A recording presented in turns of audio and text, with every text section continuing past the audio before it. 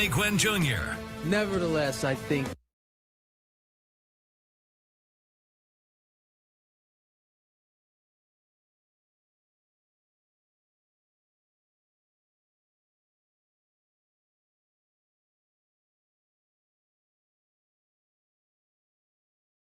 season with a great performance. Gwynn and Chris are ready to go.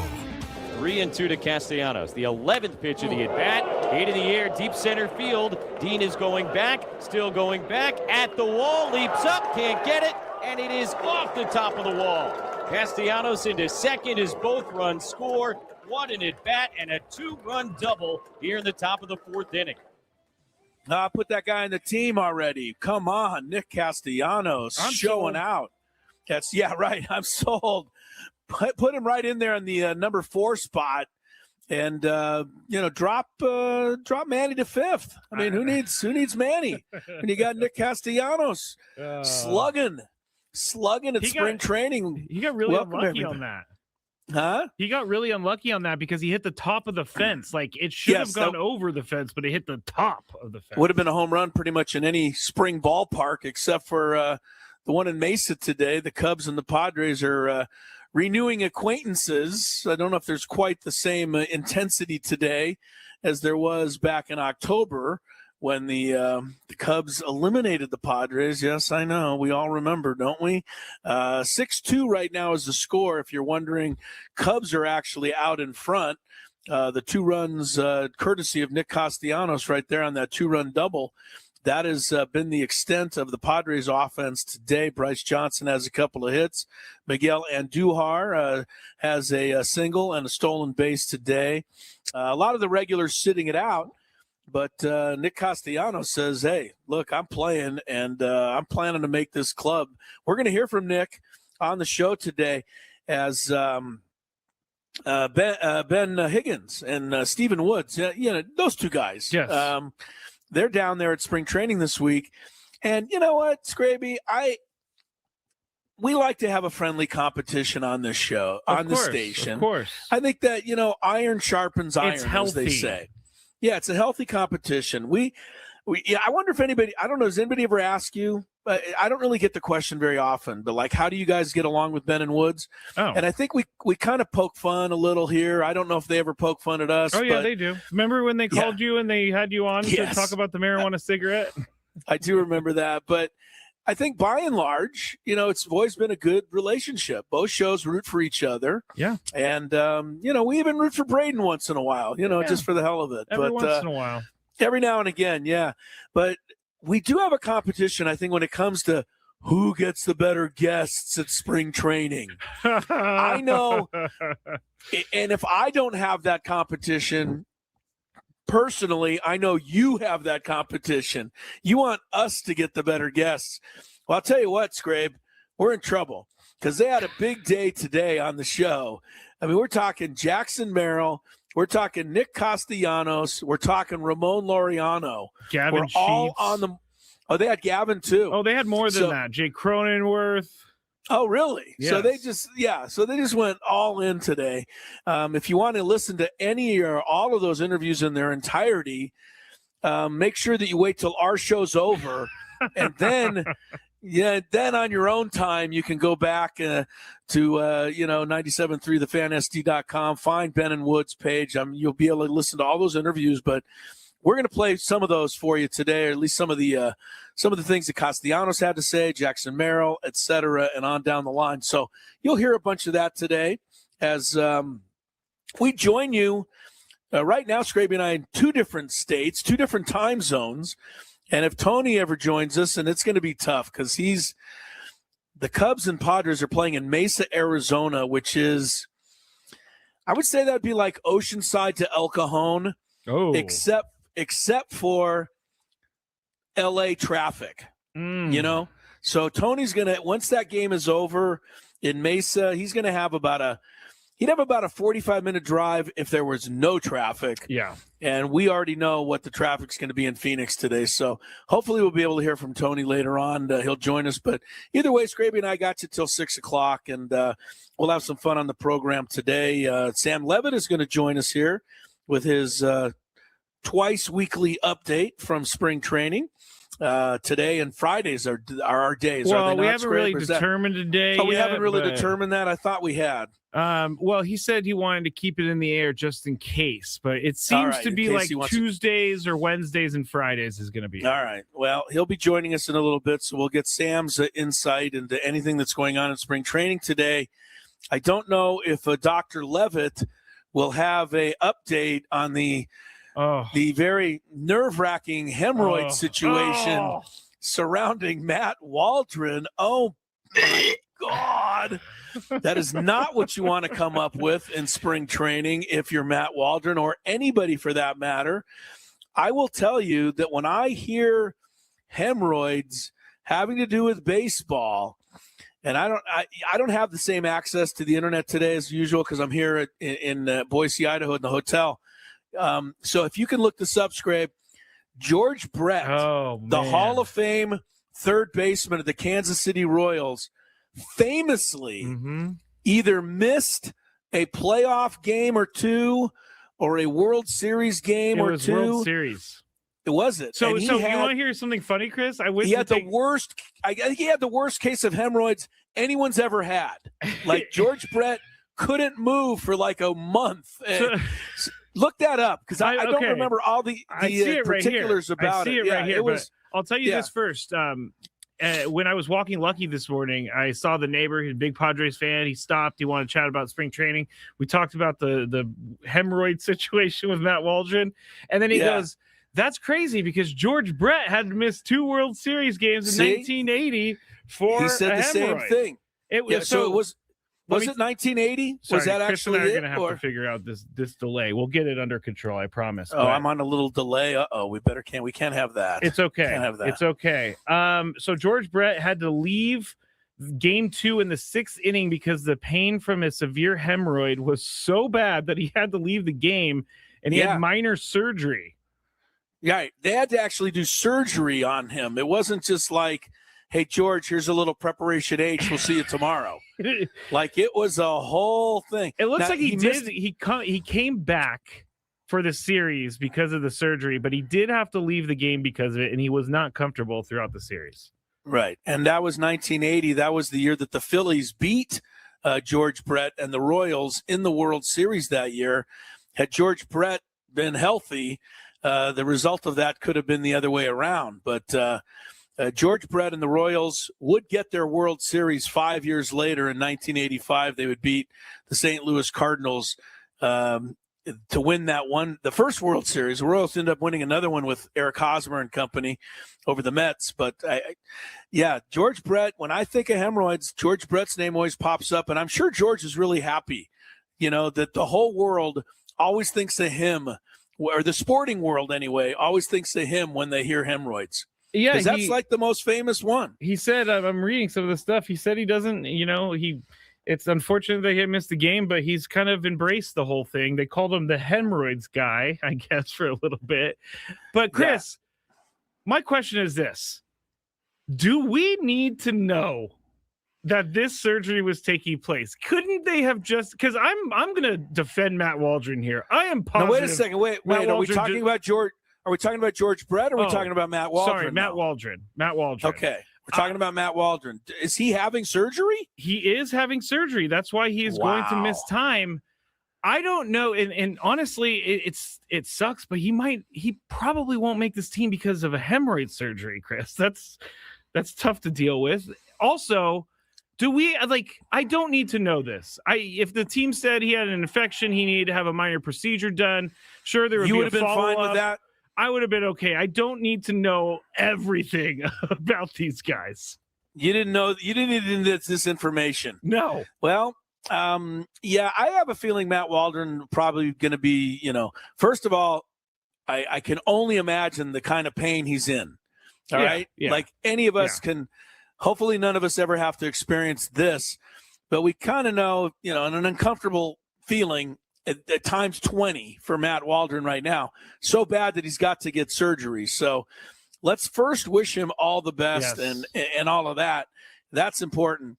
But secondly, he's going to be embarrassed about this the whole time. That's what I'm saying. Like, there's no other way around it. I remember when I was at San Diego State, there's a 7-Eleven on campus, or pretty close to campus, right there on Lindo Paseo and College Avenue. So if you go to State, you know what I'm talking about. And I lived down the street from there in the fraternity, and one of our guys, a guy by the name of Rick Jeter, giving Rick a shout out here. I haven't spoken to him in 25 years. Hey, Rick. But Rick Jeter came in one day and he's like, guys, I think I kind of got some. Well, he basically said he needed some preparation H. And he goes, I am too embarrassed. I cannot go down there and buy this stuff. It is like. That is a tough when you're at a college 7-Eleven. Right. College 7-Eleven. Who knows who's going to be in there? I stupidly said, come on, Rick, it's no big deal. And he goes, well, if it isn't, why don't you go buy it for me? Good and I idea. said, yeah, right. So I said, no problem. And I went down there and I'm like, dum-de-dum-de-dum-de-dum-de-dum. I walk into 7-Eleven. As soon as I looked at the cashier and the 4 co-eds that were standing in line, and had to say, you know where the preparation H is? Oh, you know my what I mean? goodness. I would have never asked. I would have just ran around the store for hours. You would have just looked around the store for an hour. Yeah. It was the most embarrassing thing ever. Right. I got to tell you. And, Rick Jeter ended up getting it, but I was embarrassed beyond belief. So this is a tough situation for Matt Waldron. And I can't believe we're spending the first segment of the show talking about hemorrhoids, but that's what we have to. I mean, that's the news that was set on our plate this morning was the hemorrhoids. That's right. News. That's what they gave us. I get people who are saying like, hey, don't make it, because I tweeted out, we didn't need to know this. And they're like, it happens to everyone. Yeah, it happens to everyone. And someone even said we need to normalize hemorrhoid problems like appendectomies. So apparently there are pro hemorrhoids people out there. So maybe it's not as embarrassing as we think it is, Chris. Yeah, I got to tell you, people, it's kind of one of those just embarrassing things. It just is. It is. There's no way around it. I don't want anybody to know what's going on back there. Yeah, right. That's everybody's own business. Come on, let's leave that alone. But anyway, we wish the best for Matt Waldron, and we wish everybody out there, if that kind of thing happens, look, you get help. There's things that can make, take care of it for you. And in that regard, you're not alone. Okay, so let's leave it that way. You'll always have Matt Waldron and George Brett to lean on when it comes to that situation. If you're going to be in a club with someone, might as well be George Brett. George Brett's a Hall of Famer. I mean, first ballot. It's not even like there's any question. Yeah. Before Tony Gwynn came along, you'd be hard-pressed to find a better left-handed hitter in baseball than George Brett. I mean, this guy was, the absolute top of the line. Hit 390 one year. 390. Wow. The only one that beat that was Tony's year in 94, and Tony's 394, but that was a shortened season. Yeah. Brett did it in a whole season. That is crazy. Yeah, George Brett was a great hitter. Unfortunately, he'll never live down the hemorrhoid thing. All right, best to Matt Waldron. We'll hear from some Padres on some real baseball-related activities here. No hemorrhoid talk in the next segment. No more hemorrhoid talk if we can help it, although knowing us, we'll probably be dragged down into the muck and mire as the show goes on. Chris Ello in Idaho today. Skraby's in America's finest city. Tony will be hopefully with us later from Peoria. Sam Levitt will be with us. We're just getting started. Glad you're with us on 97.3 The Fan. We have a great pool and spa in our backyard, but my parents...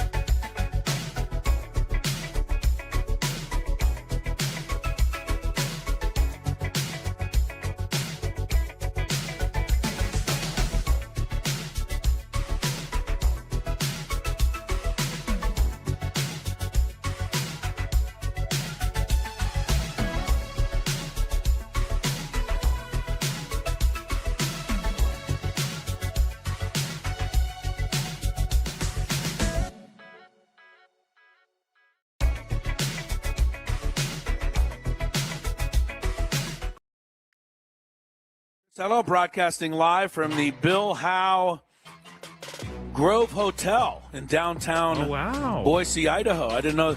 I bet you the Grove didn't know they have a new sponsor here. No. In Boise, Idaho. This is, by the way, is the nicest hotel we stay in on road trips. This is almost like a Tony Gwynn level hotel. Wow. Like they have a robe hanging in the closet. Like we don't normally get those. What is that? On road trips. Huh? I said, what is that? A robe hanging in the closet? I've never been to such a expensive You've hotel never been before? to a place like, yeah, they can hang as many robes as they want to in the closet. I am not a robe guy. I'm not either. And I think Don and Mud have talked about this during their broadcast. And Have they Mud really? is a robe He guy. is? And he wears the hotel robe. I don't like first of all, I don't like the feel of a robe. I don't like the material that they make robes out of. Secondly, I hate anything that acts like a belt. So when you wrap that around, it's like you have a belt. And third, I just don't feel comfortable in the robe's design. My earbuds fell out. You were saying you hated belts. I don't like belts. So with the robe, you got to tie the thing together. So that's a belt. I don't like the material, and I don't like just the general design of a robe. You know, like when you cinch it up, it's all nice and tight and comfortable. Yeah. But after you walk around for 5 minutes, and it gets loose, and everything's kind of. It's also dangerous. Like what if it opens up or falls off? That's what I mean. That's what I'm talking about. Don't like the robe. Don't like the robe. Fair I mean, enough. unless you have if you have a room by yourself, maybe it's okay. But if you're sharing with a room, you don't want to give them, a sight they don't want to see. I mean, if you're sharing a room, you should not be wearing a robe unless it's your significant other. Right. You should not be walking around. Anyway, I'm at the Bill Howe Grove Hotel in Idaho. They know how, and Skraby's at the Bill Howe Studios in San Diego, where he knows how, and Tony's on the Bill Howe Phoenix Expressway. At least he will be soon after the Padre Cub game, and he'll be joining us soon. Don't forget to listen today around 5:30, a little after 5:30. We will announce today's biggest fan for a chance to qualify for a night in the Odyssey Palace Suite at a Padre game this coming season. It'll be catered by Spiro's. We'll all be there.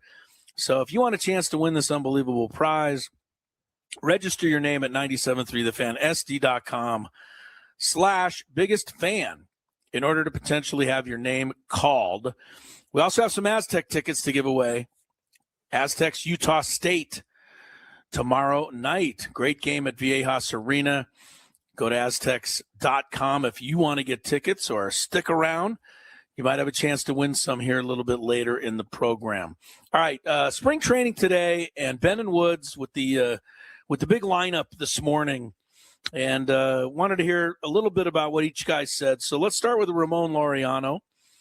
His picture was in the paper today on the front page as they were talking about the potential of the Padre lineup this year. And I don't know, what do you think about Ramon Laureano? Skrabe, are you, if you look at this guy's career stats, he's always been really good, but he's never been as good as he was last year. Like last year was his breakout, and I'm not doubting that he can do it again. I'm just saying that I kind of got to see it again before I'm going to buy it because, last year was just, his year. I mean, he was dangerous all year with the Padres. He was. Were you on the walk with me this morning? Because that was another topic of conversation with my neighbor. But that is funny. I do share similar concerns. Do I think that he's going to just completely be a different player? No. But I do, it's always a question for me whether a player coming off of a career year is going to be able to live up to what he just did. And I hope he will. But there's going to be a question until he gets on the field and he proves it. I think people are going to wonder if that's the case this year. I don't think it will be, though. Well, and the other thing is we never seem to mention, maybe it was just a stepping stone last year to even a bigger year. Yeah, true. This year. It can always go that way. It could be. So let's hope for that. He's been a solid hitter everywhere he's gone. So it's not like he's a right. He just had an insane season. He had a really, really good season. And so that would be welcome this year, too. Where's he going to hit in the lineup? We've been talking about this. It's been kind of the early season storyline, and you've had Xander Today, Castellanos was hitting second with Merrill off, not in the lineup, but we've had Manny third. We've had Fernando cleanup. I think one thing we're pretty clear on, even a week into spring training, is that Fernando's not batting leadoff this year. So if you're a big fan of Fernando batting leadoff, you can pretty much forget about that. That is not going to be what's going to happen. To me, the question right now becomes who is going to bat leadoff. Would Laureano even be a candidate to bat leadoff? Here's what he told Ben and Woods as far as where he would like to hit in the lineup. No, I lost a lot of headache a long time ago on that, so I don't pay attention to it anymore. Just like when you were younger. Early in my big league career. Yeah. I remember in Oakland, leading off, hitting 8 the next day, and then I didn't understood what that was, and then hitting 5th, hitting 2nd, hitting 7 the next day. Like, so I'm like, oh, whatever happens, I can care less.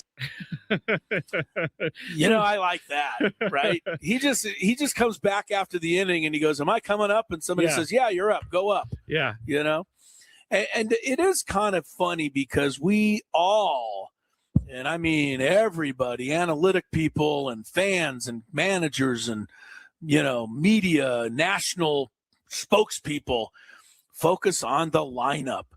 And honestly, after the first inning, the lineup is just whatever's up, right? Yeah. I mean, if you're batting 5th, you're only batting 5th in the first inning. Yeah. Because after that, you might be batting 2nd, you might be batting 6th, you might not come up at all. So I think we overrate it to a certain extent. But it's funny when the team's going well, we're happy. When the team's not going well, we always go, change the lineup. Well, we have first thing. We're creatures of change. Yeah. So when we see something not going right, we have to try to change it. Lose 3 games in a row, change the lineup.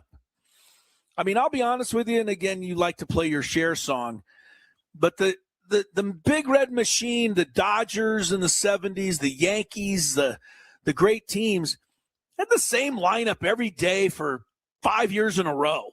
You know what I mean? Like nothing really changed. It was just automatic, and you just did it, and that's all you did. I'm not really one to be angry at a lineup, except for when Luis Ariz was doing the same thing over and over and over and over and over. You and everybody else.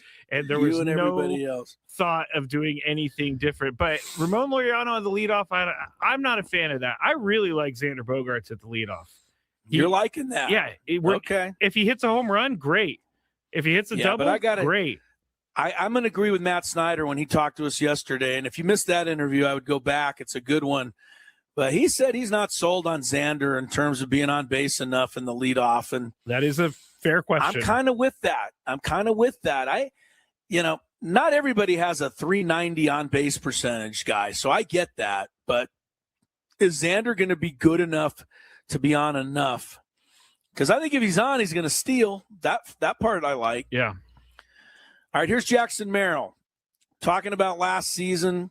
I think a lot of people say it was a big disappointment. Injuries had a lot to do with it, number one. Number two, I don't know that last year was a big disappointment except for comparing it what he did his first year. I mean, he was so incredible his first year, we just assumed he'd pick up right where he left off. Doesn't always work that way. Let's hear what Jackson said about last season and the injuries and everything. Yeah, it's tough. I say especially like the hamstring and the concussion was tough. Like the concussion kind of makes you a moody person. Obviously you're kind of all thrown off. Body's hurting a little bit, neck was hurting a little bit. But the hamstring one was just more like annoying because it was right when the contract happened and right at the beginning of the year. We were freaking 7-0 going into Chicago, and then it kind of just got all slowed down. But, I kept my head high. I think at some points it was tough, just like sitting there and watching my teammates. But, I did the best I could. I was there trying to be there as much as possible. I just, I miss playing the game, honestly. That's all it was. It's a good thing that the word friggin' is allowed on the radio because Jackson throws that at us once in a while. He does. He does. He likes that one. I think Merrill's going to have a really big year, and I think if he's obviously health is going to be a big thing, but if he's healthy, this kid has proven to me that he can do the job. What were his final numbers last year, Skrabe? Do you have that handy? Yes, I do. Again, I don't have the same access to I usually do here, or I can't get the stuff as quickly. What was his final numbers? Like how was it? Was it that bad? Or? He had a 2.7 WAR, which was down from a 4.4 WAR. So he still had a great season with a 2.7 WAR, but he 264 batting average, 774 OPS, 16 homers, 67 RBIs. And I mean, the big thing was he only stole one base last year, and the hamstring definitely played into that. Had a lot to do with that. What was his OPS the first year? You said 74 last year? 774 last year, 826 in the first year. Yeah. So, I mean, it wasn't that far off. I mean, 50 points is not – that is something he can easily make up. But there was a point during the season where he was struggling a lot. And it was like he finally – for the first time, we've seen Jackson kind of look lost at the plate, and he even said it himself that he looked lost at the plate. But then he ended the season strong. He started the season very strong, and then he got hurt. So I think we're going to be looking at the guy we saw at the beginning of last year and the end of last year. Well, again, there's one other thing with Jackson Merrill that we don't even appreciate enough as fans and people who watch him play. The guy is a shortstop. And he's playing center field almost, like he's Willie Mays out there. Yeah, he's a great center fielder. He's not Willie Mays. Nobody's Willie Mays. But he does a great job, and that is something we just take for granted now. So, I think it's something to always keep in mind when you're appreciating Jackson Merrill. And when it comes to switching positions, Nick Castellanos may have the biggest switch of all. He was on with Ben and Woods. Talking about going on over and learning to play some first base. Here's what he said. I think I can do it. Talking with AJ before I signed, it's something that I believe I can do. Now, that being said, I am not saying that it's not going to take a lot of work and there's not going to be some growing pains that come with it. But I'm definitely somebody who's not afraid to work. I had to learn how to play the outfield in the big leagues. True. Amateur, I was a shortstop. I got drafted. Detroit put me kind of all over the place because my bat was ahead of my glove. So, A-ball, I was at third. Double-A, I was in right. Triple-A, I was in left. Big league debut in left. And then my rookie year, I'm back at third base. So, I have like 500 games or so on the dirt. And then at that point in time, the way the Tigers roster was set up, we traded for a kid named Nick Castellanos, who at the time our front office really believed that this switch hitter could have an incredible career, and they thought that I was athletic enough to be able to play right field. So 7 years have gone by. I've been playing right field, and now, honestly, like Craig just said, like, hey, you ready to go back into the outfield? I'll do whatever you need. I'll play first. I'll play left. Tatis needs a blow. I'll play right. I'll DH. Whatever.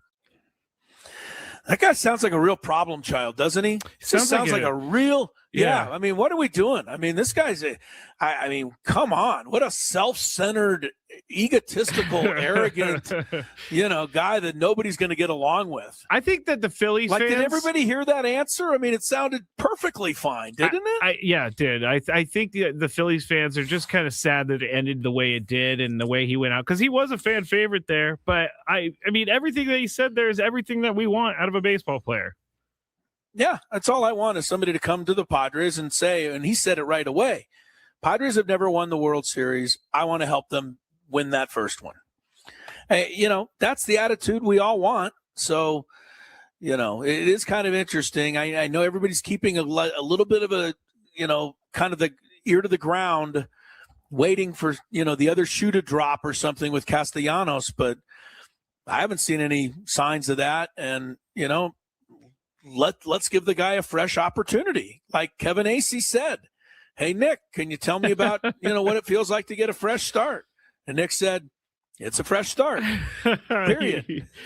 Because when Adam told me they had Nick Castellanos on this morning, I was like, oh, how was it? Was it weird? Yeah, right. And he was like, no, it was a very good conversation. And, sometimes Nick might be short, but he also give you answers that are really thought out like that. That was a good answer. And if you're just tuned in, he had the only 2 RBIs in the spring training game today, a 2-run double off the fence in deep center field. It's the only two the Padres have gotten today. They're trailing the Cubs 6-2. The game is in the 8th inning at Mesa, Arizona. By the way, we didn't mention this earlier. Marco Gonzalez got the start today for the Padres, and he's part of the competition with everybody going after those, last two spots. After J.P. Sears yesterday, 4 runs in 2/3 of an inning. Today, Marco Gonzalez, 3 runs in an inning and 2/3, gave up 5 hits. So I would say neither guy had the kind of first start of spring that they would want to. We'll take a break. Sammy Levitt from Peoria. More Padre conversation, and we'll go a whole bunch of different directions as we continue here on Gwynn and Chris. Ben and Woods on the Fan. And I was thinking, well, the Ben All Higgins. It's time for the Beaver Nuggets. So the story is somehow Buc-ee's got brought up. I think Frank brought it up. Yes. And it's a rest stop / mall / entertainment zone, super center. And someone said on the chat yesterday that they have like 100. They went to one with like 100 gas pumps, which is a lot, I guess. But while we were talking about this, Sam Levitt was in New York listening, and he goes, "Put me on, put me on, put me on." And so we put him on, and he's talking about how much he loves Buc-ee's. And so we got into the conversation, and it ended up being about the Beaver Nuggets. And so I had to order them because I find the name Beaver Nuggets very gross. I find it gross. But we're going to go with this. It's kind of like a Cheeto / a corn pop. It's like a cheese doodle. A cheese doodle. And we're going to eat them right now. I don't think these are bad, but here we go.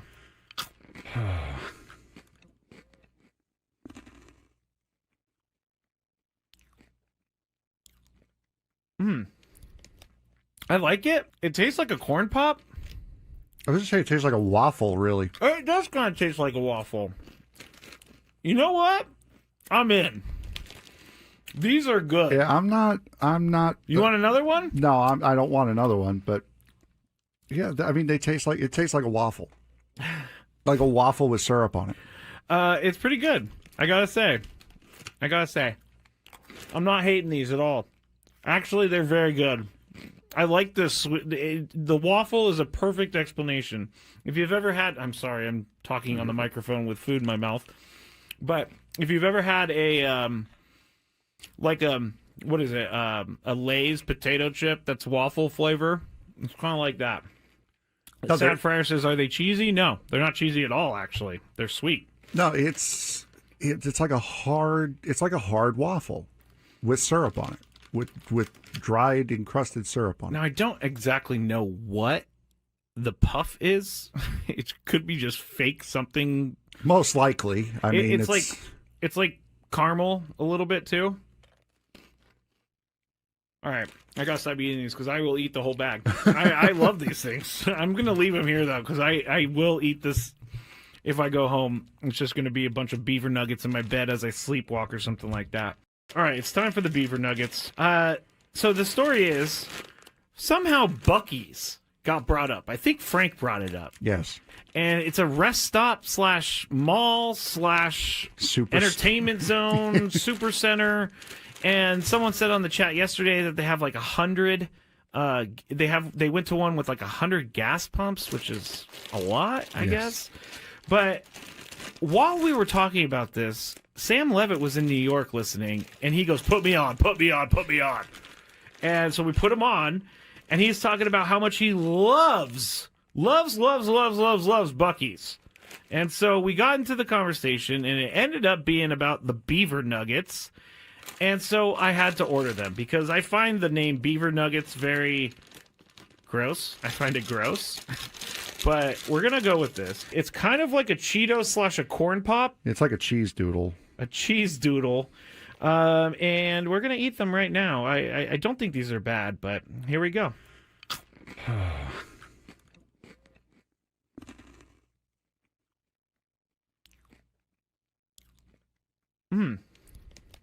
I like it. It tastes like a corn pop. I was just saying it tastes like a waffle, really. It does kind of taste like a waffle. You know what? I'm in. These are good. Yeah, I'm not. You want another one? No, I don't want another one. But Yeah, I mean it tastes like a waffle, like a waffle with syrup on it. It's pretty good. I gotta say, I'm not hating these at all. Actually, they're very good. I like this. The waffle is a perfect explanation. If you've ever had, I'm sorry, I'm talking on the microphone with food in my mouth, but if you've ever had a what is it? A Lay's potato chip that's waffle flavor. It's kind of like that. Sad Fryer says, "Are they cheesy?" No, they're not cheesy at all. Actually, they're sweet. No, it's like a hard waffle with syrup on it, with dried encrusted syrup on it. Now I don't exactly know what the puff is.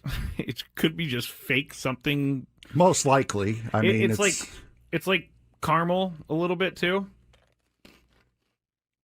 All right, I gotta stop eating these because I will eat the whole bag. I love these things. I'm gonna leave them here though because I will eat this if I go home. It's just gonna be a bunch of beaver nuggets in my bed as I sleepwalk or something like that. All right, it's time for the beaver nuggets. So the story is somehow Buc-ee's got brought up. I think Frank brought it up. Yes. And it's a rest stop / mall / entertainment zone, super center. And someone said on the chat yesterday that they have like 100. They went to one with like 100 gas pumps, which is a lot, I guess. But while we were talking about this, Sam Levitt was in New York listening, and he goes, "Put me on, put me on, put me on." And so we put him on, and he's talking about how much he loves Buc-ee's. And so we got into the conversation. Omaha. Nice job. Crazy that is no longer a city in Nebraska. That is a announcement that says we're changing plans here. Welcome back to Gwynn and Chris, Crisello, Matt Skraby. We're separated today by a one-time zone. I'm in Boise, Idaho. Skraby back at the Odyssey Palace Studios, the Bill House Studios. Yeah. He knows how. Tony Gwynn Jr. wrapping things up with the Padres in Mesa today. They're playing the Cubs. And Sam Levitt was going to join us here in this segment. Apparently, Sam has been called upon to pitch the bottom of the 8th inning. So he's not – it wouldn't surprise me. Would it surprise you if he said, I'm down here in the dugout and they're thinking of putting me in the game? I mean, Sam is such a legend now. It almost wouldn't shock me if, I Craig would love Stammen to see Sam throw a baseball. I don't think I've ever seen him throw a baseball. Haven't seen a lot of athletic activity from Sam Levitt, frankly, other than sprinting across the infield and juggling his equipment. That's that very he can athletic. do. He can do that better than anybody. But no, Sam doesn't have, wherever he is in Arizona, his service isn't working. So he's going to join us in an hour. And but we're going to go and do some Padres Pen Pals here. So a lot to talk about anyway. And also make sure you stay tuned. At the end of this segment, about 15 or so minutes, we're going to give you a chance to call in, answer a trivia question. And if you do it, you will go see the Aztecs basketball tomorrow night against Utah State. And, despite all of the haranguing about the Aztec basketball team that I'm hearing around town, they win that game tomorrow night. They're going to be back in a tie for first place. So if this is what a terrible season looks like, Skraby, it's, it's okay with me, right? Yeah, I mean, yeah. Everybody's like, well, they're having a terrible, well, I know, but they win tomorrow, they're going to be in first place. So can't be that bad. Yeah. Anyway, we'll have some tickets. So we're going to talk some Aztecs basketball a little later in the show as well. But right now, let's do some Padre Pen Pals. There's probably a lot on everybody's mind here at the beginning of spring training.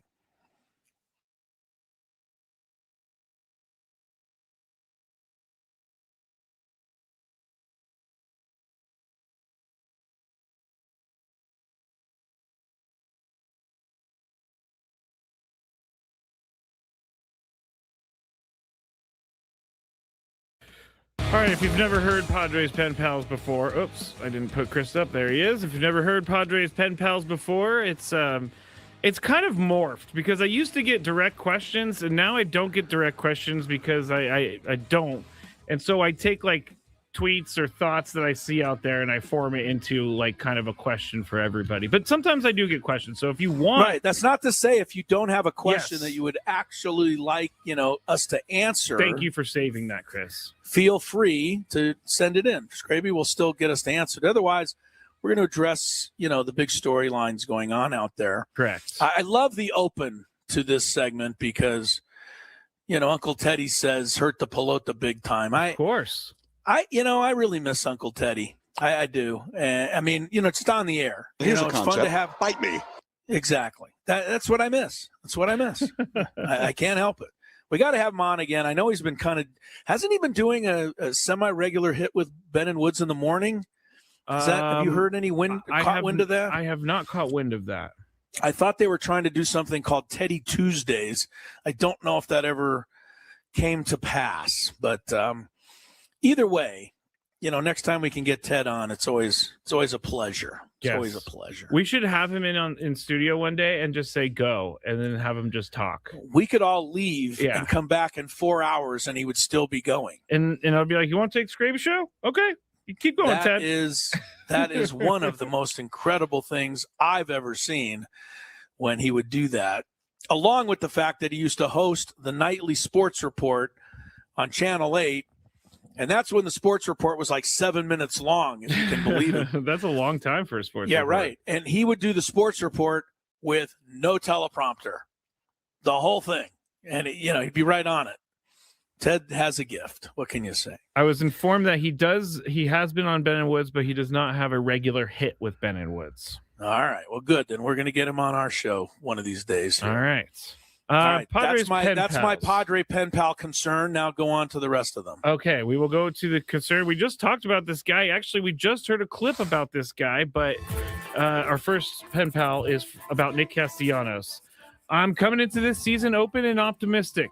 Seeing Nick Castellanos at first base was not something I was expecting. He's never played there, and I don't think now is the time to learn.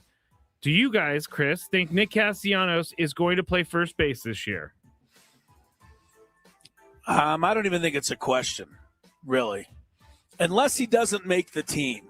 Like if he flames out somehow, in spring training and, they decide they're just going to go in a different direction. But from what I've seen, and I think from what you've seen, Skrabe, the first week, Castellanos has been perfect here. Yeah. He's made a diving play. He's had some big hits already, swinging the bat well. Seems to be getting along with everybody in the clubhouse. He's saying all the right things. Stopped Kevin Acee in his tracks. Hey, it's a fresh start, Kevin. But no, so I think, yes, he's going to play first base. Where else are you going to put him? I mean, that's the thing. I mean, he's a right fielder lately, the last 7 years. Fernando's not going anywhere. Jackson Merrill's not going anywhere. Laureano's not going anywhere. You got Machado, you got Bogarts, you got Cronenworth, you got Fermin. There's only one spot. Yeah, so he's going to play first base. I will say there's no guarantee that he'll be good, but there's also no guarantee that he won't be okay. A lot of first basemen don't start off as first basemen. They end up there, and they learn to play it well. Oh, what was it? The closer you get to the dugout, the yes, older you get? Bogarts didn't like it because he was closer to the dugout. But I don't know. I mean, I'm trying to think of every first baseman in the history of the sport right now, and everybody's going through my mind. But I can tell you guys, this. Yeah. I remember in San Francisco when Buster Posey was getting older, they wanted to put him at first base. He played first base. He wasn't a great first baseman. So it's not like everybody who goes and plays first base is going to be great at it. I for sure think they'll put him out there if they think he's ready, but I don't want to see him in big situations at first base at this moment. Now, it may change after he shuts me up and digs out a couple balls, but I'm not sure that you can rely on him at first base defensively. Well, you certainly can't rely because he hasn't done it yet. So you have to wait and see. So, yeah, rely is not a word you can use. But he's going to play. They're going to see how it works out. Most people complained about Arise all year. Didn't cover enough ground, didn't make plays, wasn't tall enough. I'll tell you one thing. Fans have been complaining about first base for a decade now. I mean, Eric Hosmer was one of the great defensive first basemen in baseball. So he came here. Apparently until he came here. And then people didn't think he even knew what the hell he was doing over there. Well, there were some curious plays where he was setting up like behind the base. But I'm just saying. So you weren't worried about him, though, when he got here, was his position. I know. So let's just see how it works. Castellanos. He's going to play some first base. If it doesn't work, they'll figure something else out. And Gavin Sheet's going to play first base, and he's played there, and he's more comfortable. So you got Andujar. You got a lot of options, and something will work. Yes, I agree. I don't think you need Freddie Freeman's great. Don't get me wrong. Many of these guys are. But I don't think you need a Hall of Fame, Gold Glove first baseman to win. Oh, no, you don't. You definitely don't. All right. I mean, Bryce Harper's, passable down there. Pete Alonso's less than passable down there. What about like a Vlad Jr.? He's pretty good. It's okay. I mean, when's the last time you heard Vlad Jr. and you said, well, let's talk about his glove? Every time I talk about him, Chris. Yeah, right. So, I mean, I'm just saying. First base is not a great defensive position. Like you said, Skraby, dig out a couple of throws. Make a diving stop once in a while. You'll be fine. He's definitely got the height. I buy into the height thing. All right. Next one. I'm not going to lie. Seeing my Padres come back yesterday and win yesterday's game against the Brewers got me really excited for the regular season to get here. I don't know I can take the heartbreak if they don't make the playoffs this year. Makes me sad to think about Manny and Xander getting older and getting closer to a World Series. I'm up first. Do you guys think they make the playoffs? This is a real question from my mom, actually. My mom wanted to know. Do I think that they make the playoffs? Yeah, I do think they make the playoffs. I think that they have put together a team. They've learned from the areas that they were struggling in last year. They brought in a left-handed hitting specialist. They brought in Nick Castellanos. I think they're going to make the playoffs. I cannot see them not making the playoffs with this. But I also probably said that before 2023 when they did miss the playoffs. But I do think they'll make it. Chris? By the way, Sanabria, right? Sanabria. The other first baseman, the young Sanabria. Another RBI in the ball game today. There, we got another guy in the mix. This guy's been, I don't know how many RBIs he's got now, about 7, 8. Anyway, Padres are batting in the 9th inning, trailing 6-3. All right. This is a hard question because there's no way I'm going to go into the season and think anything different than the Padres are making the playoffs. Yeah. Like in my mind, that's not even an option for them to miss the playoffs. I know that they didn't make the kind of gigantic marquee additions, but you don't always have to do that. Look at the Yankees. I'm telling you, they re-signed Bellinger. The Yankees add. They're hoping they get a little healthier with Garrett Cole, some things like that. It's not imperative to add a major name. And the one year we added one, Juan Soto, it kind of went up in smoke when we had the whole full season. So there's no guarantee of anything. But I do want to say, I love to see the Padres. I think they're a playoff team. But there was only 6 games between the Padres who made the playoffs and the Mets who didn't. And, the Reds were there. And the Giants were not that far back of that. There's a lot of teams in the National League. I think there's 8 or 9. There's only 6 spots, so they're going to have to go and do their job. But, yes, I'm planning on them being there. All right. Sanabria has 5 RBAs in the spring training. Jose Miranda has more with 6. So okay. They're battling for the Cactus League RBI title right now. Final one. And this one I think is a legit one. So, Chris, you're up first. I was reading about Dylan Cease with the Blue Jays, and their media is saying he's going to come right back to being the ace of the staff, even though he wasn't the last few years. They even said they think he's going to get a full run better on his ERA this season over last season. So, Chris, do you think what we got is what Dylan Cease has going forward? What we got? Yes. Or what we got? yeah, what Padres got? Right. We got it 1 year, and 1 year we didn't get it. True. Isn't that kind of the way you look at it? I mean, the first year he was here, came in, was it third in the Cy Young, fourth? It was up there, He was, threw a no-hitter. I mean, he was pretty much lights out until that playoff when he didn't pitch well against the Dodgers, but that season was as good as you could have expected. Last year was not. There's a good chance he bounces back this year with Toronto, and so be it. I'm not going to root against Dylan Cease. I like them.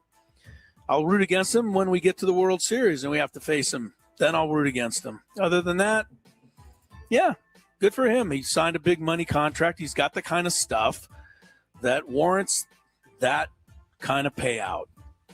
It does warrant that kind of payout. I don't want to see him be better, though. I don't. I mean, you don't. You want to see him have a tough year. No, I don't want to see him actually struggle or get hurt or anything like that. But last year was such a conundrum for me with Dylan Cease that it was tough because you knew he was better than that, and he wasn't apparently.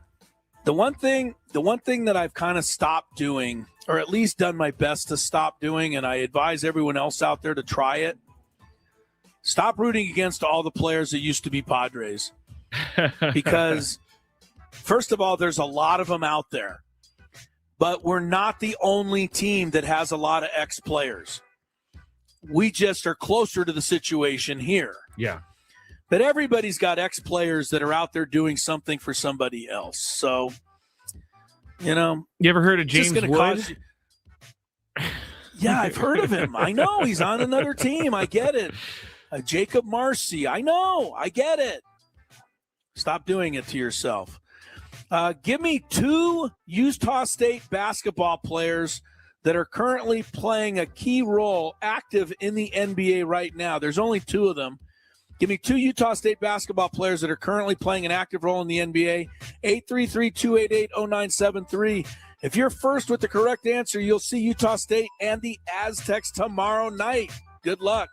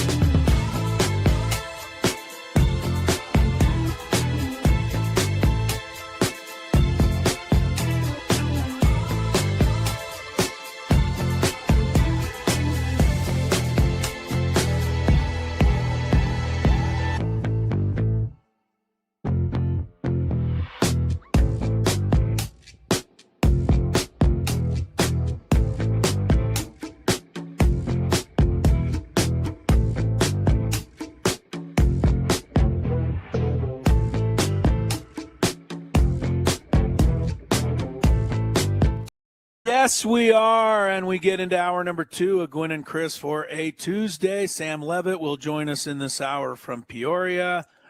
Padres came up with 3 in the 9th today against the Cubs. Nick Schnell. Yes, Nick Schnell. I don't know if he's a long-lost relative of Blake Snell, but Nick Schnell hit a 2-run homer in the 9th.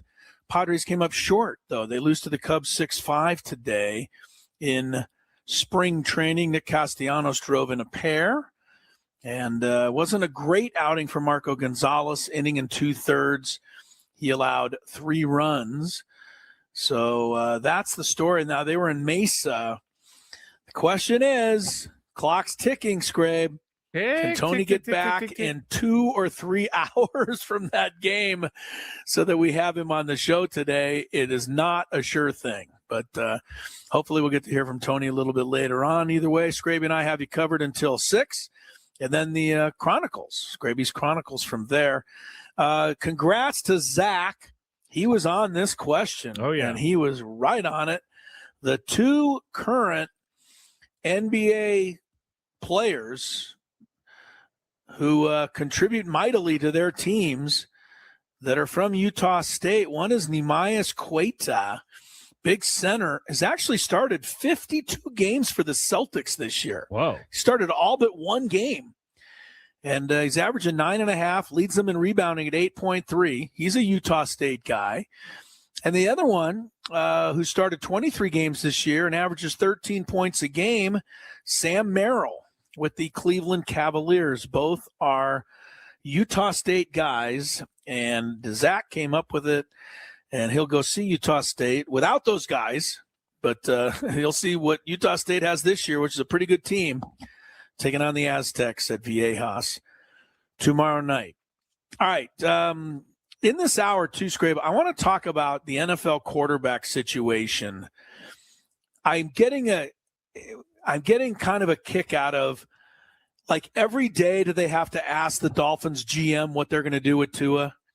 And every day do they have to ask the Arizona GM what they're going to do with Kyler Murray? And these guys just keep tap dancing around it. Isn't it clear to everybody that both guys are going elsewhere? Yeah. Right? So why don't they just do it? Just because you don't want to do it and then not find a partner and then have to have them on your team anymore. And then, like, that's awkward.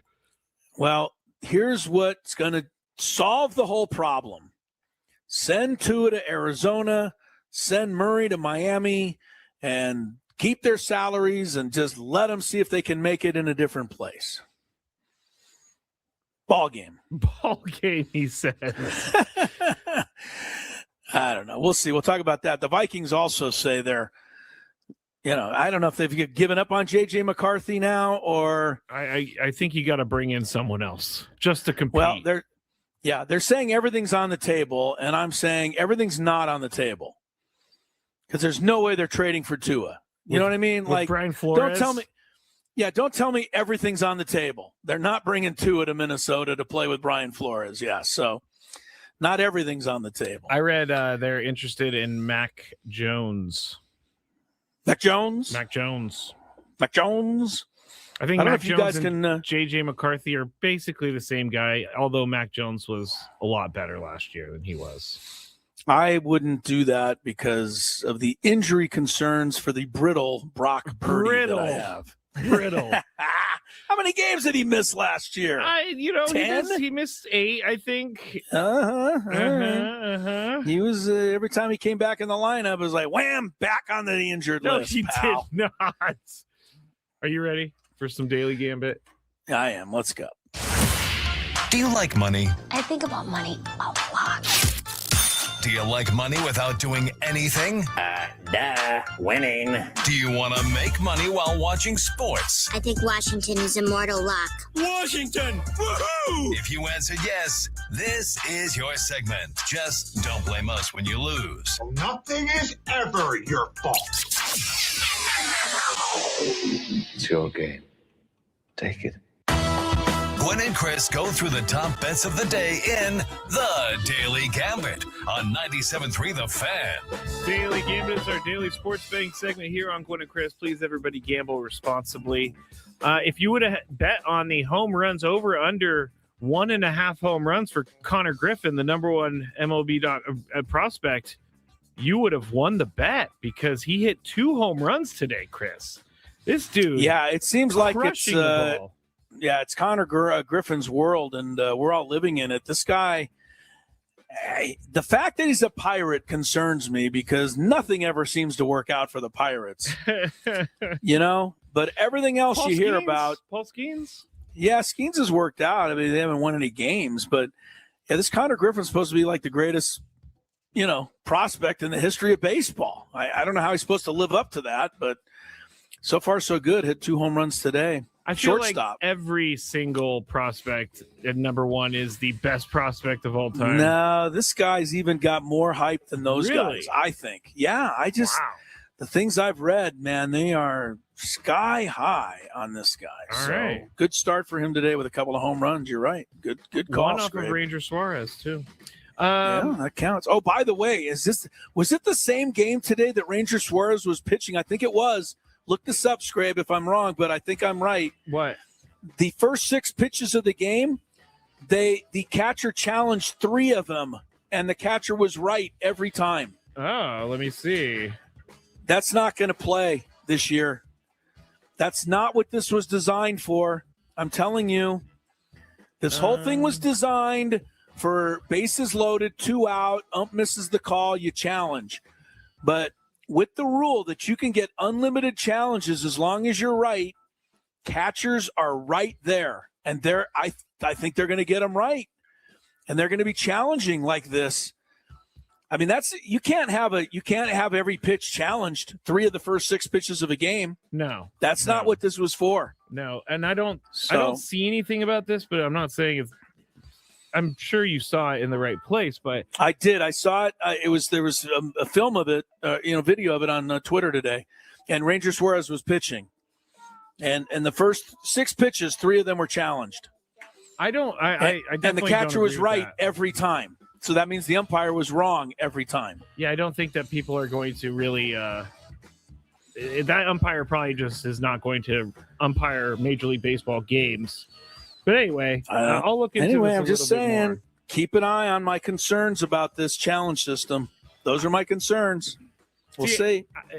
Eventually, it's going to burn the team. Eventually, you're going to lose a call. Okay, so you lose one, then you just stop challenging. But you still have another one for later in the game. I cannot see the first at bat getting 6 challenges in a regular. I don't know. Maybe you're right. I don't know.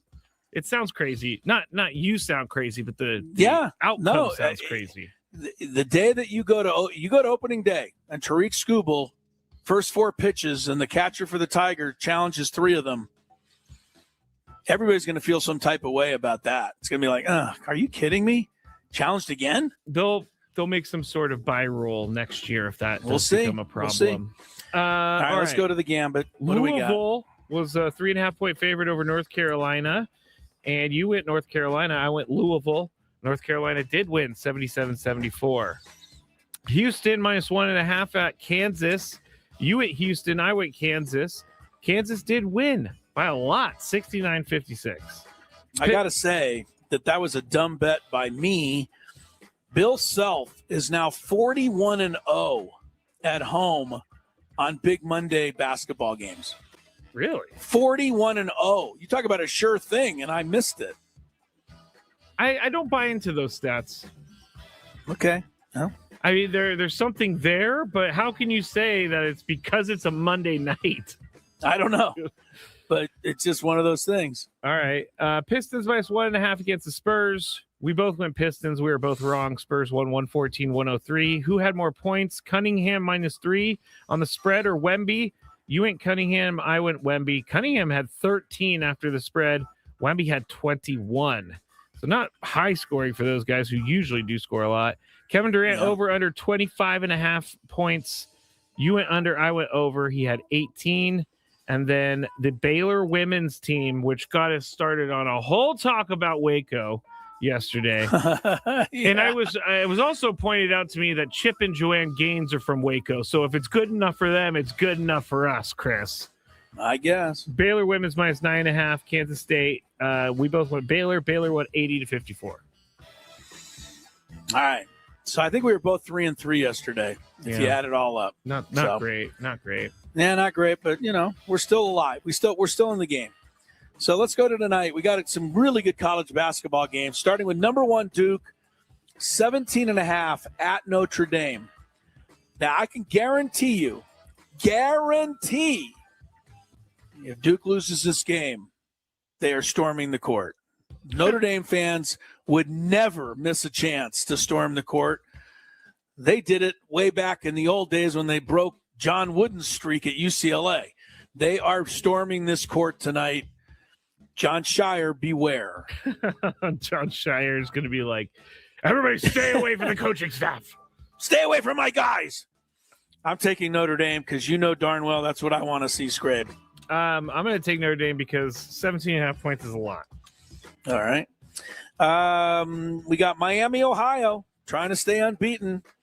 8.5 at Eastern Michigan. I don't think Eastern Michigan's very good.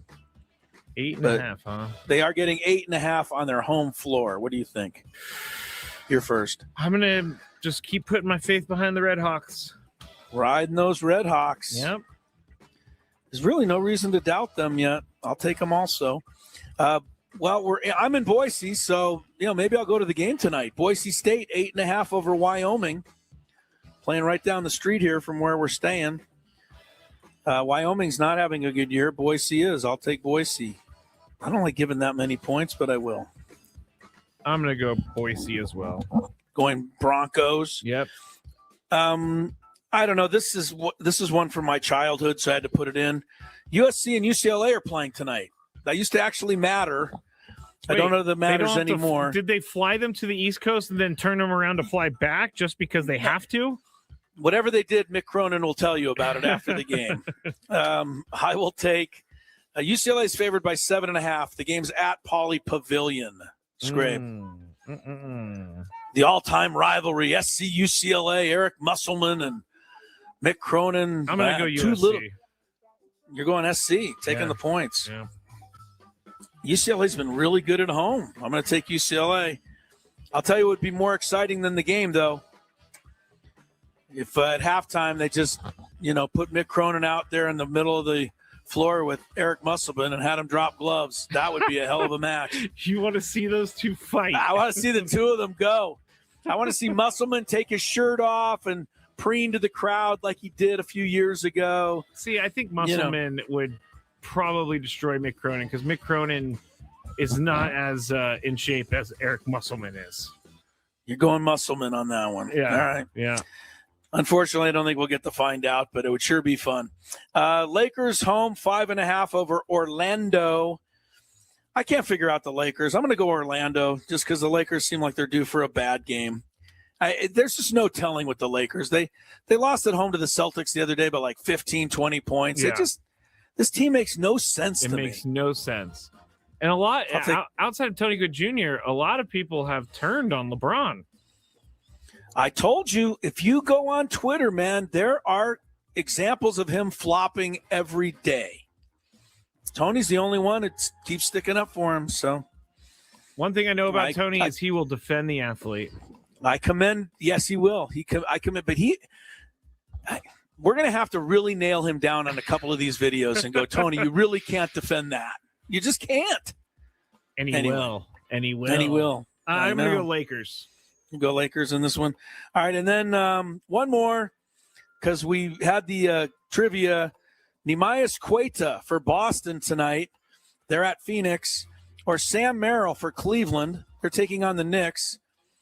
Who scores the most points? Even is the bet. They're both they're even in the money line. So between Merrill and Queta, the two Utah State guys tonight, who scores more? Skraby. You're here, first. Insert my dorky joke here. Is Sam Merrill related to Jackson Merrill? Yeah, pretty dorky. Pretty dorky. I'm going to go with, I like Nehemias Queta, his name. I'm going to go with him.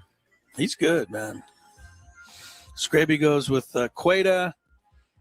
I'll go with Jackson Merrill's long lost relative, Sam Merrill, for me.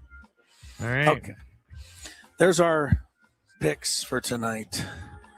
See how it goes. You know what I just saw on TV? We got to talk. I'm waiting for traffic. It'll come in just a second. Kelly Danick has everything set up for traffic, so we're going to be good.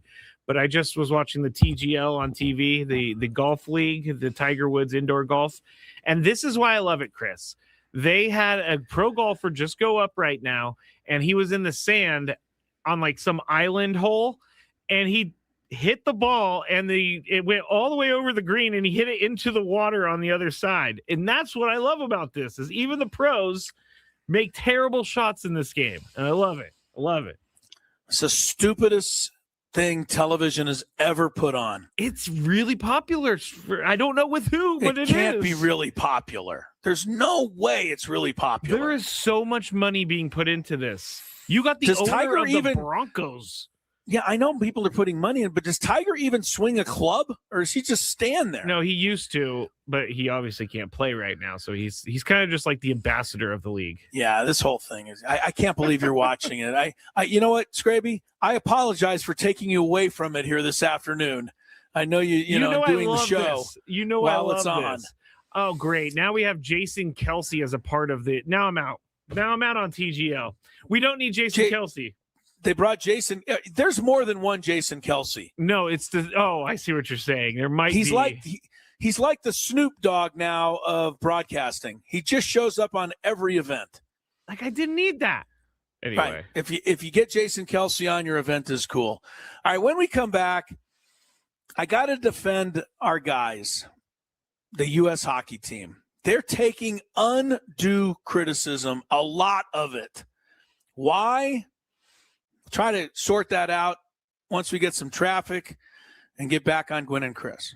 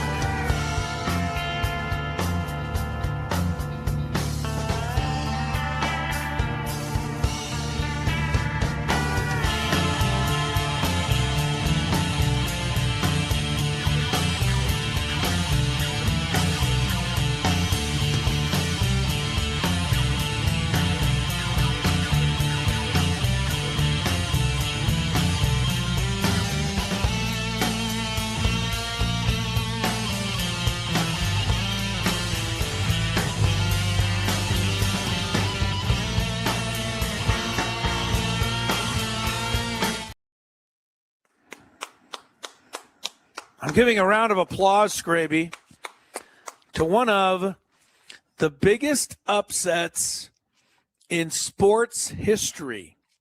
And it happened today. Welcome back to Gwynn and Chris. Crisello, Matt Skraby. I'm in Boise, Idaho at the Bill Howe Grove Hotel Studios. Skraby's at the actual Bill Howe Studios where he knows how. Tony and the Padres fell to the Cubs today 6-5. Hopefully Tony's coming our way soon. Last year, you know what the UA, and we're going to get to the hockey guys in a minute, so I haven't forgotten that. But last year, you know what the UEFA Champions League is? Yes. Skraby, you're not a big soccer guy, No, but I know what that you know is. enough about it, right? Is Juventus in it? I don't know that they're in it this time, but you know, they take the top teams from all over Europe. They play, you know, tournaments and showdowns and, you know, semifinal. Anyway, they bear it down. I mean, you got everybody, Manchester City, you got all the German great teams, you got the Spanish great teams, the Italian, all of them. And then they, you know, at the end, somebody wins the UEFA League. And it's a big deal in the world of soccer. Last year's champion was Paris Saint-Germain.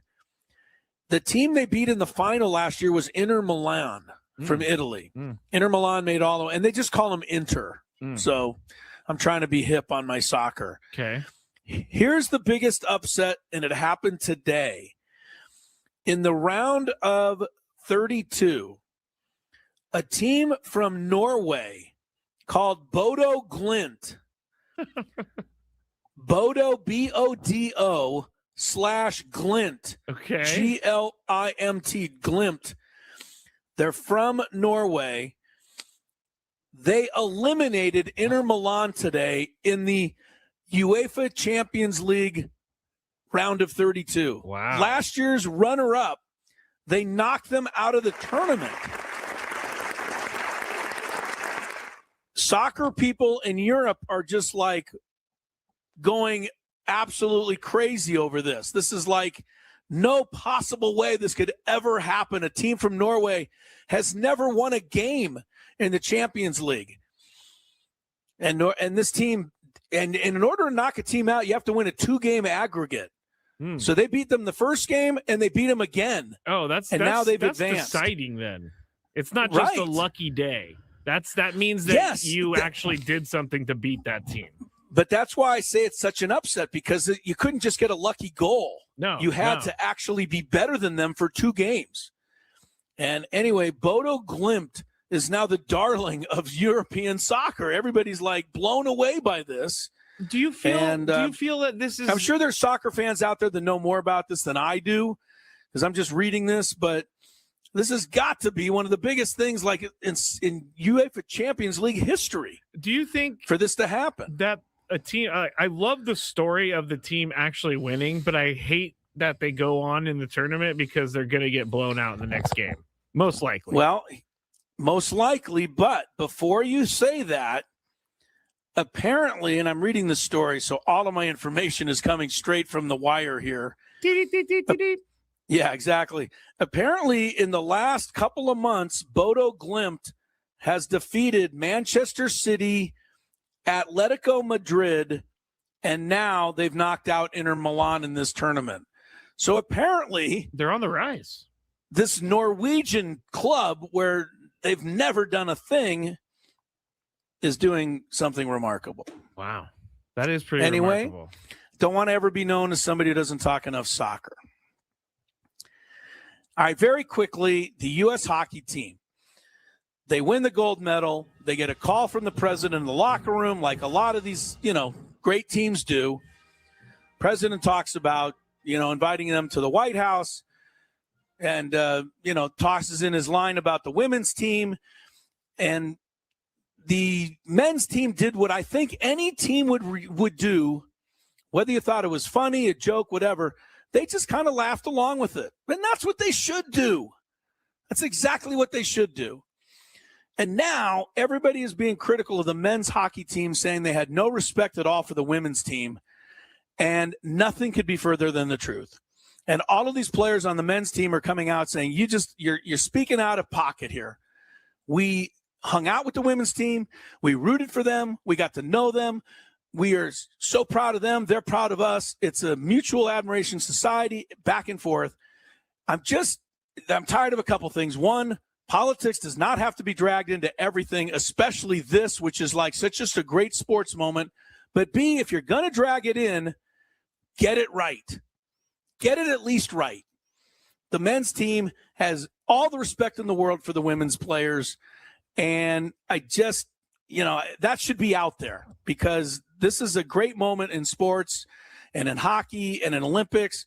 And that's what I want it to always be remembered for. I don't want any of this other crap to cloud it up, Skraby. Yeah, I mean, and that's it, I saw some interviews this morning. They said that they are facing backlash, and they are, a lot of their interviews now are about questions like this. And I was trying to put myself in that position, and we've been in situations like that. We've been in the Padres clubhouse, and I can tell you right now, if say the president called and I was in there and I heard it or whatever, I might not laugh and go along with it, but I wouldn't say anything in that moment. I would wait till after to say something, because that is not the actual moment to say something, I believe. Well, and also there's no guarantee that what the president said was out of pocket. I'll be totally honest with you. I think it was kind of a throwaway line, and I think people are reading into it like they read into everything else. So enough about that part of it. But I want to make sure that the men's hockey team, the word is out, man. They love the women's hockey team. And, this whole notion that they disrespected them is just not fair and not right. Boom. Also, they were drinking. There was a lot going on in that room at the time. They were pretty happy. Yeah, they're pretty happy right then. So they're in a celebratory mood. I understand why people would say, "Hey, you need to stick up for the women." But honestly, what would happen if one of them just freaked out during the celebration? I don't know. I'm just rambling at this point. Well, we're not meaning to ramble. We can look at it from a million different ways. We don't have to. We can just look at it from one way. The men's hockey team was in celebration mode, and everything was going to be a celebration in that moment. But at no time did they ever disrespect the women's team or have any mind to do so. Yeah, it wasn't in both their control. Both teams are the bomb, as far as I'm concerned, in American sports history. I love them both, and there's room for both of them. I think what we can say is that the women had an impressive Olympic run. They were much more dominant than the men. I'll give them that for sure. They were that much better than everybody for sure. Yeah. All right. When we come back, talking about people and teams that are the bomb, Sam Levitt from Peoria, live Padre update from the man himself on Gwynn and Chris. From the first pitch of the year to the biggest games down.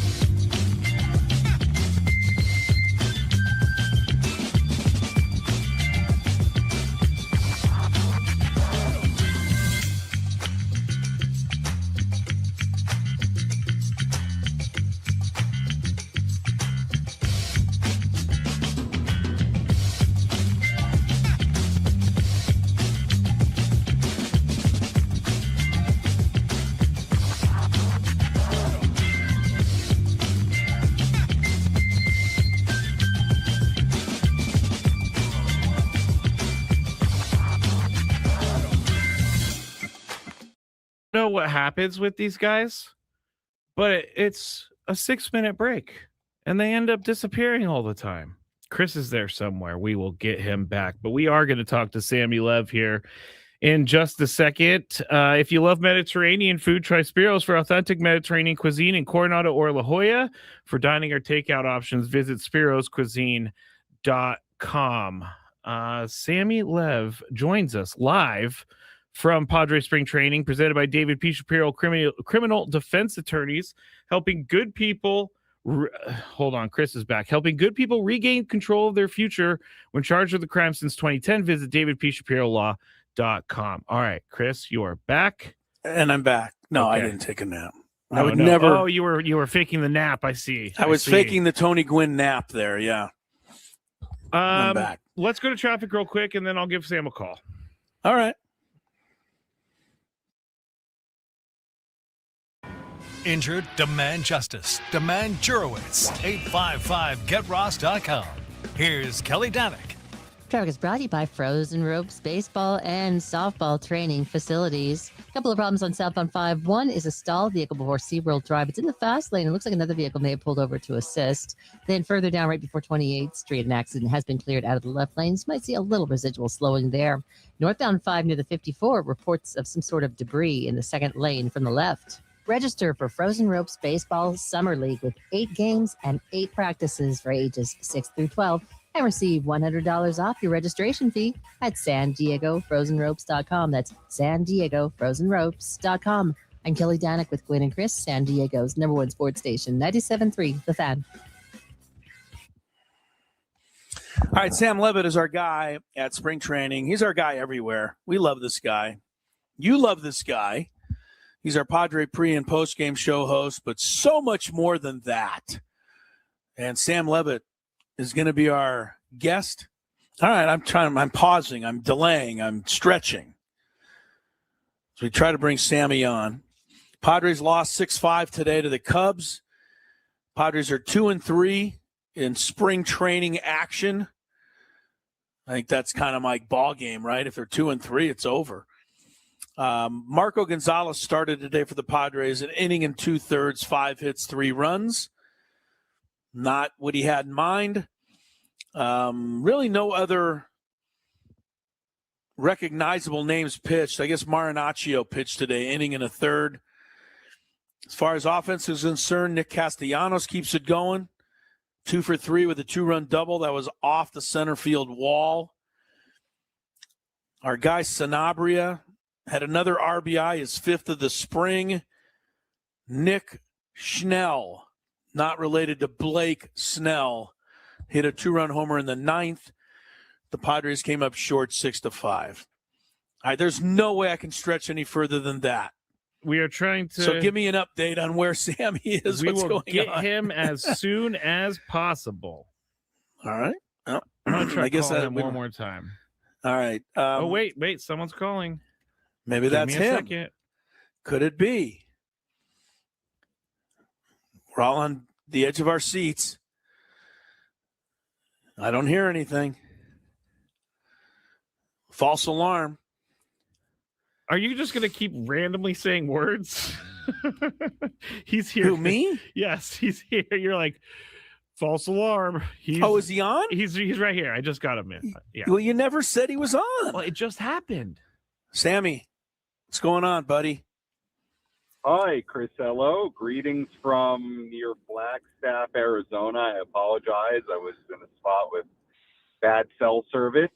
You'll appreciate this. I'm with my mom, who I know good. you've met before, and your wife. Yes. Very fond of as well. And my mom turned 66 a couple of days ago, so all she wanted to do was take a photo at Route 66 near Flagstaff for her 66th birthday. So we just did that. That's awesome. We didn't have the best service. Yes. Well, you know what? That is quite all right. And you are absolutely right, Sam. I love that. 66. Now, next year she's going to have to go to some high school sporting event and have all the kids yell out 6-7. Is that going to be a thing in a year, I wonder? I don't know, I think it'll probably have cooled down here. I would think. Yeah. Well, congratulations and happy birthday to Mom, Sammy Levitt's mom. She must be a wonderful lady because you're such a wonderful guy, and she is. I've met her, like you said, Sam, and I am fond of her. So happy birthday to her from all of us. And that was nice. That was nice. All right, let's talk a little about the Padres because that's kind of what people probably would rather hear us talk about. You know, I heard Nick Castellanos. I don't know if you got a chance. I mean, he was on with Ben and Woods today, and the guy could not have been a more polite, pleasant interview, answering all of the questions, but not just giving stock answers, really thinking his answers through, talking about playing first base and, that he thinks he can do it, but there's going to be some growing pains, but whatever he can do to help this team. These are the kinds of things that I expect to hear from guys that everybody likes. Not a guy that was some big controversy in Philadelphia or whatever. I mean, so far, so good with Nick Castellanos. Wouldn't you say, Sam? Yeah, I'd say so. I think he's come in and he's done all the right things and said all the right things. I mean, from just a media standpoint, he got up there the first day he signed and I thought said all the right things as far as accepting what his role will be with this team, basically being ready to do whatever the Padres want him to do. And I think also just his willingness to go over and learn first base, a position he's never played. And the first day he was here before the contract was even finalized, he was out there, working at first base and taking ground balls and working with Ryan Goins and Nick Punto and Randy Knorr and the rest of this coaching staff to get reps over there. And obviously he's already played there quite a bit in the Cactus League games. And he's made a couple of nice plays as well. So to me, so far, so good with Nick Castellanos. And look, if he can just at bare minimum, hit lefties, slug a little bit, if they ask him to play defense, play a serviceable enough first base to get by, then I think it's ultimately going to be a very good thing for a guy that's essentially on a minimum contract. Talking to Sammy Lev here. I'm not sure if Chris was going. I just cut him off. I got it, Chris. I got this question because I want to ask Sammy Lev about. It's your turn. Okay. That's how you go. It's your turn. I want to ask Sammy Lev about Matt Waldron's hemorrhoid. So great. I knew we would have to get back to that at some point. Sam, in all seriousness, this is a bummer for Matt Waldron because he's trying to make the team. He was already on the outside looking in to begin with. But this seems like it's not going to go well for him. What do you think is his future, not just with the Padres, but do you think he's a viable starting pitcher in Major League Baseball? I do. I mean, first, obviously it's unfortunate, what he's dealing with, especially just from the standpoint of he's going to miss some amount of time. I don't know right now, kind of this early after hearing about it from Craig Stammen this morning. I don't know what that timeline is. But it sounds like it's going to, at least in some capacity, affect his spring. And look, I think Matt was really interesting this spring and continues to be for a couple of reasons. Number one, let's not forget there was a period of 2024 where this guy might have been the Padres' most consistent starting pitcher at a time where they really needed him. When they had major starting pitchers out during that 2024 season. And you can look at that stretch of like 2.5 months where he was terrific. And, look, I think there's always going to be something to the idea that a guy's shown he can do that before. To me, there's definitely something to be said for that. And the interesting thing with Matt, really two things beyond that is, number one, he's out of options, which in a way, when guys are out of options might support their case to make an opening day roster and get a rotation spot, right?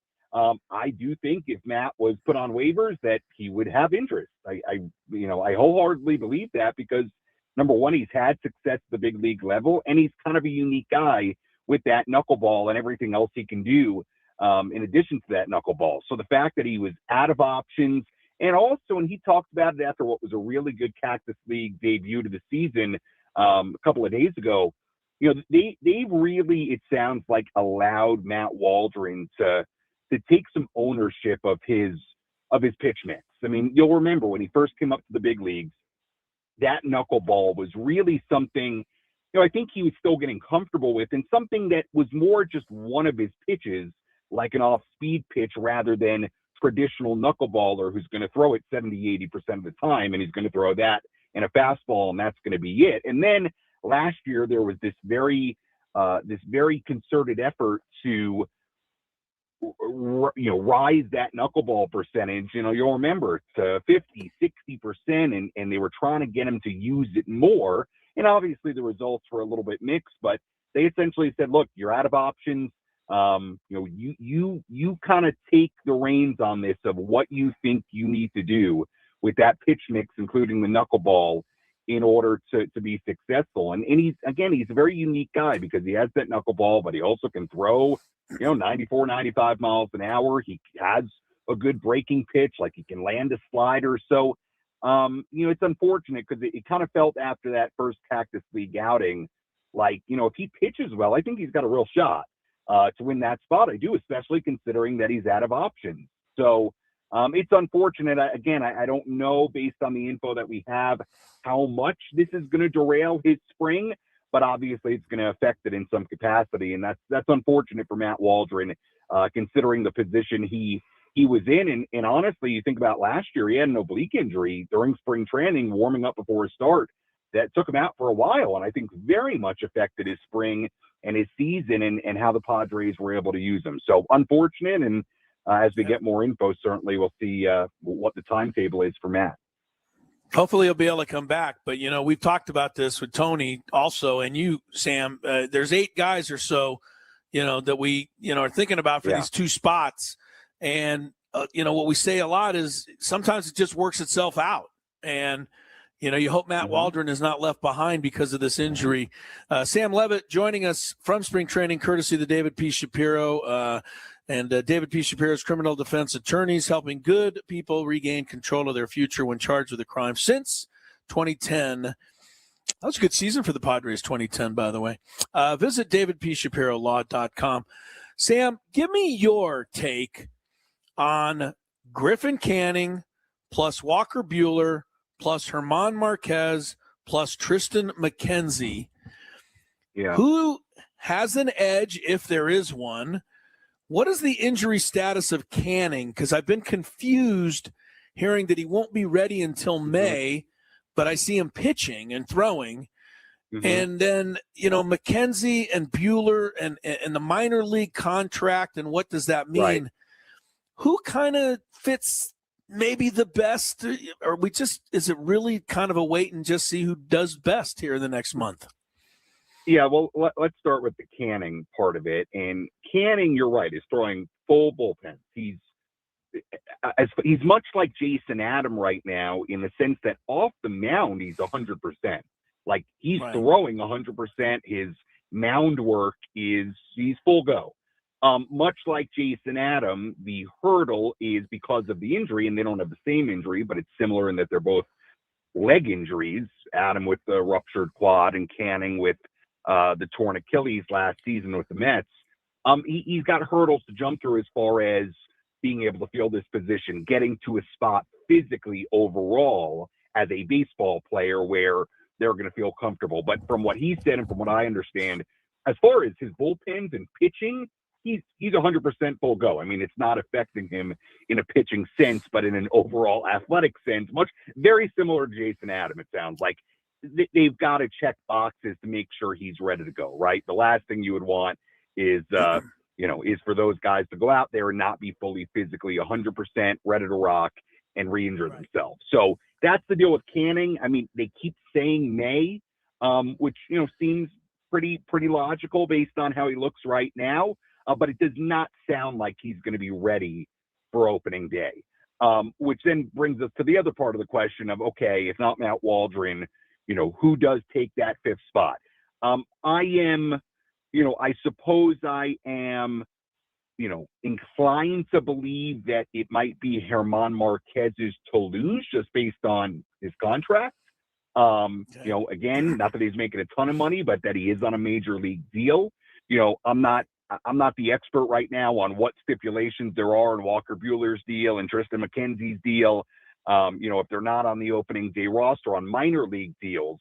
But look, the reality is, it sounds like, especially in Buehler's case, if I understand correctly, you wonder if he would accept an assignment to the minor leagues. And I suppose, same thing, with some other guys too. So, I'm inclined to say Marquez just based on the contract, but, does it mean that if Walker Buehler shows up here and he's showing something, and they feel like he's got a real chance to have a big year and get back to some version of Walker Buehler pre-injury, man, that's going to be very, very enticing. So I do think it's a competition. I do think it's open. I do think guys need to perform. I do think the Padres need to feel good about those guys and their stuff and their ability to get guys out at the major league level. And that goes for everybody, Marquez and Buehler and McKenzie. But I suppose just based on the contractual part of it, I feel like you probably start at Marquez and then start working your way down. But, look, somebody like Walker Buehler, that guy was really, really good pre-injury. I know. And is, I think, going to be very, very intriguing if he shows him something and pitches well. So I think right now that's where we're at this early in spring. All right, Sam Levitt, thank you so much. Now, before you go, your mom is celebrating her 66th birthday, and by doing that, you guys drove up the Flagstaff to take a photo at Route 66. Do you know, or did you know, that Route 66 was established exactly 100 years ago? Wow, how about that? 1926 is when it was first built. It was the first all-weather highway to connect the Midwest and the West Coast. Do you know the two cities that Route 66 starts and ends at? Yes, I do. Chicago and Very Los good. Angeles, right? Yeah, Yes, Santa I know Monica, that. In Los fact, Angeles, that's right. For somebody of my age, Chris Ello, I actually know quite a bit about Route 66 because I lived in Amarillo, Texas, where Route 66 went right through, and we had a very nice stretch of Amarillo that was Route 66. So I do know quite a bit about Route 66. I've seen the end of it. You didn't know it was 100 years old, though. I did not know it was 100 years old. In fact, I'm surprised that's not a bigger deal, that there's not celebration. There should be a whole national celebration, right? Yeah, well, hey, look, congratulations to your mom. Happy birthday, more than anything, and enjoy the rest of her day, and we'll talk to you again this week, Sam. Thank you. Thank you, Sam. All right, guys. All right, appreciate it. See you. Bye. There he goes, Sam Levitt. Drive there safe with on Route 66. Yes, the Sam Levitt with the 66-year-old mother joining us here. His mom got lots of shout-outs during that. She deserves it. I'm not saying she doesn't. Have you met Sammy's mom? She's actually nicer than him, and that's saying something. I don't know that I have. She's a really, really nice lady. But I also point out Route 66 played a significant role in the history of this country in terms of being able to connect the Midwest with the West Coast. Yeah. It's a lot bigger deal than you might think it is out there. Let's all run outside and scream, thank you, Route 66. Me too. We should have a celebration for 100 years. More Gwynn and Chris is coming up with Chris versus the fans. More trivia like that headed your way at 833-288-0973.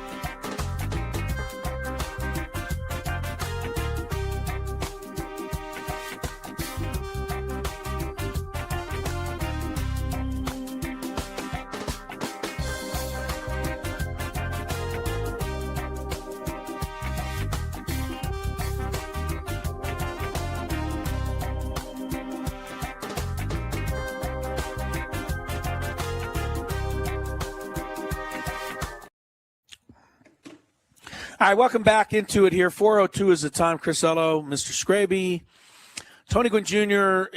Called the game today down in Mesa, Arizona, between the Padres and Cubs. Cubs won it 6-5. If you're just tuned in, little update. Castellanos had a 2-run double.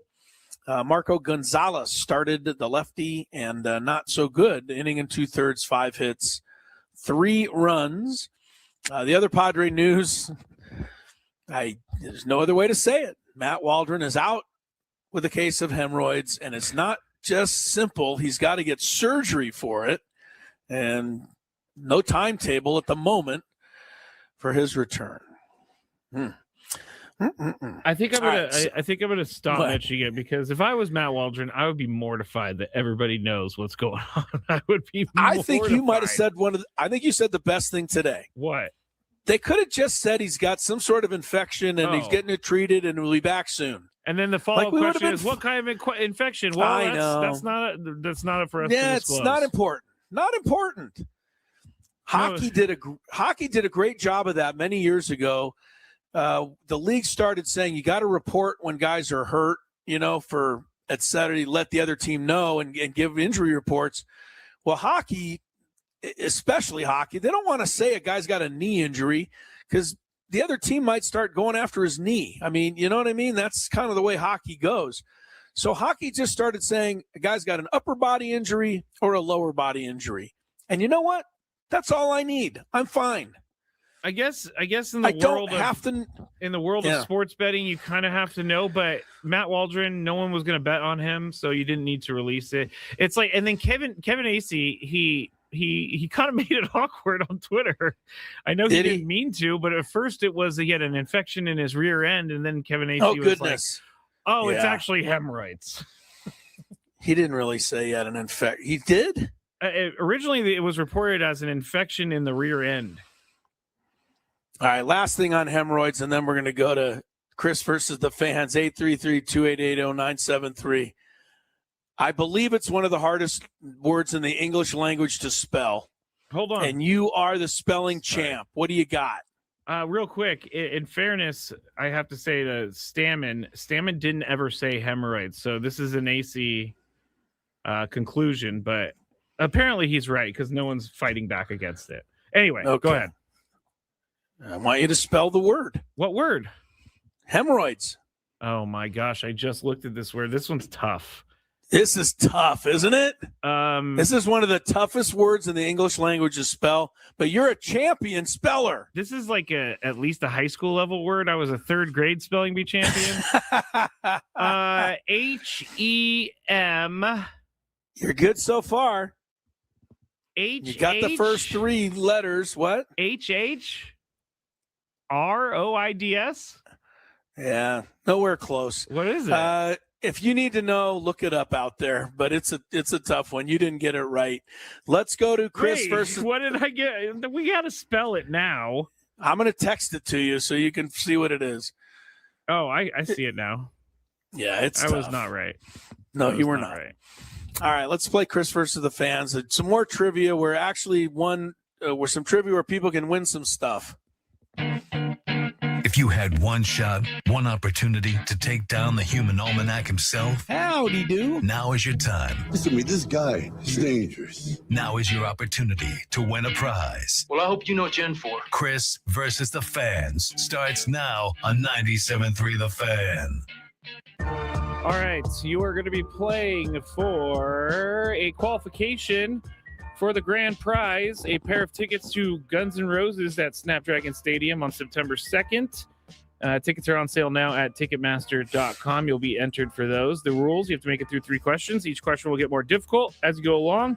If you get the question right, you move on. If Chris gets it right, you're eliminated. But if Chris gets it wrong, then you move on to the next question.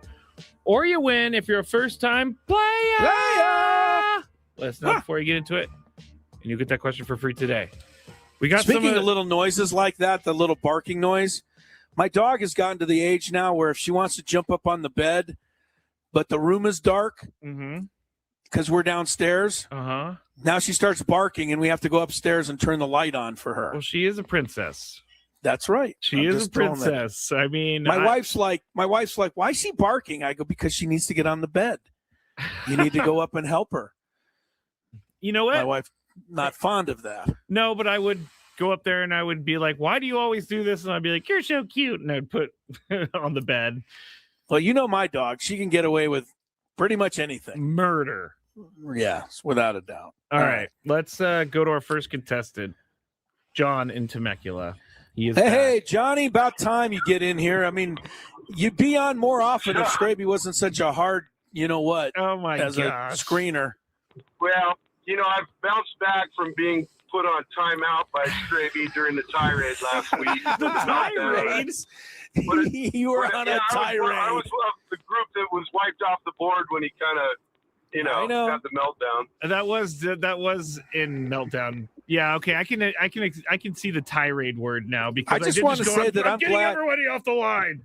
I'm just glad you guys got to do. You guys have all been on here 30,000 times. It was funny, man. I wasn't upset about it at all. I was laughing my butt off. It was great.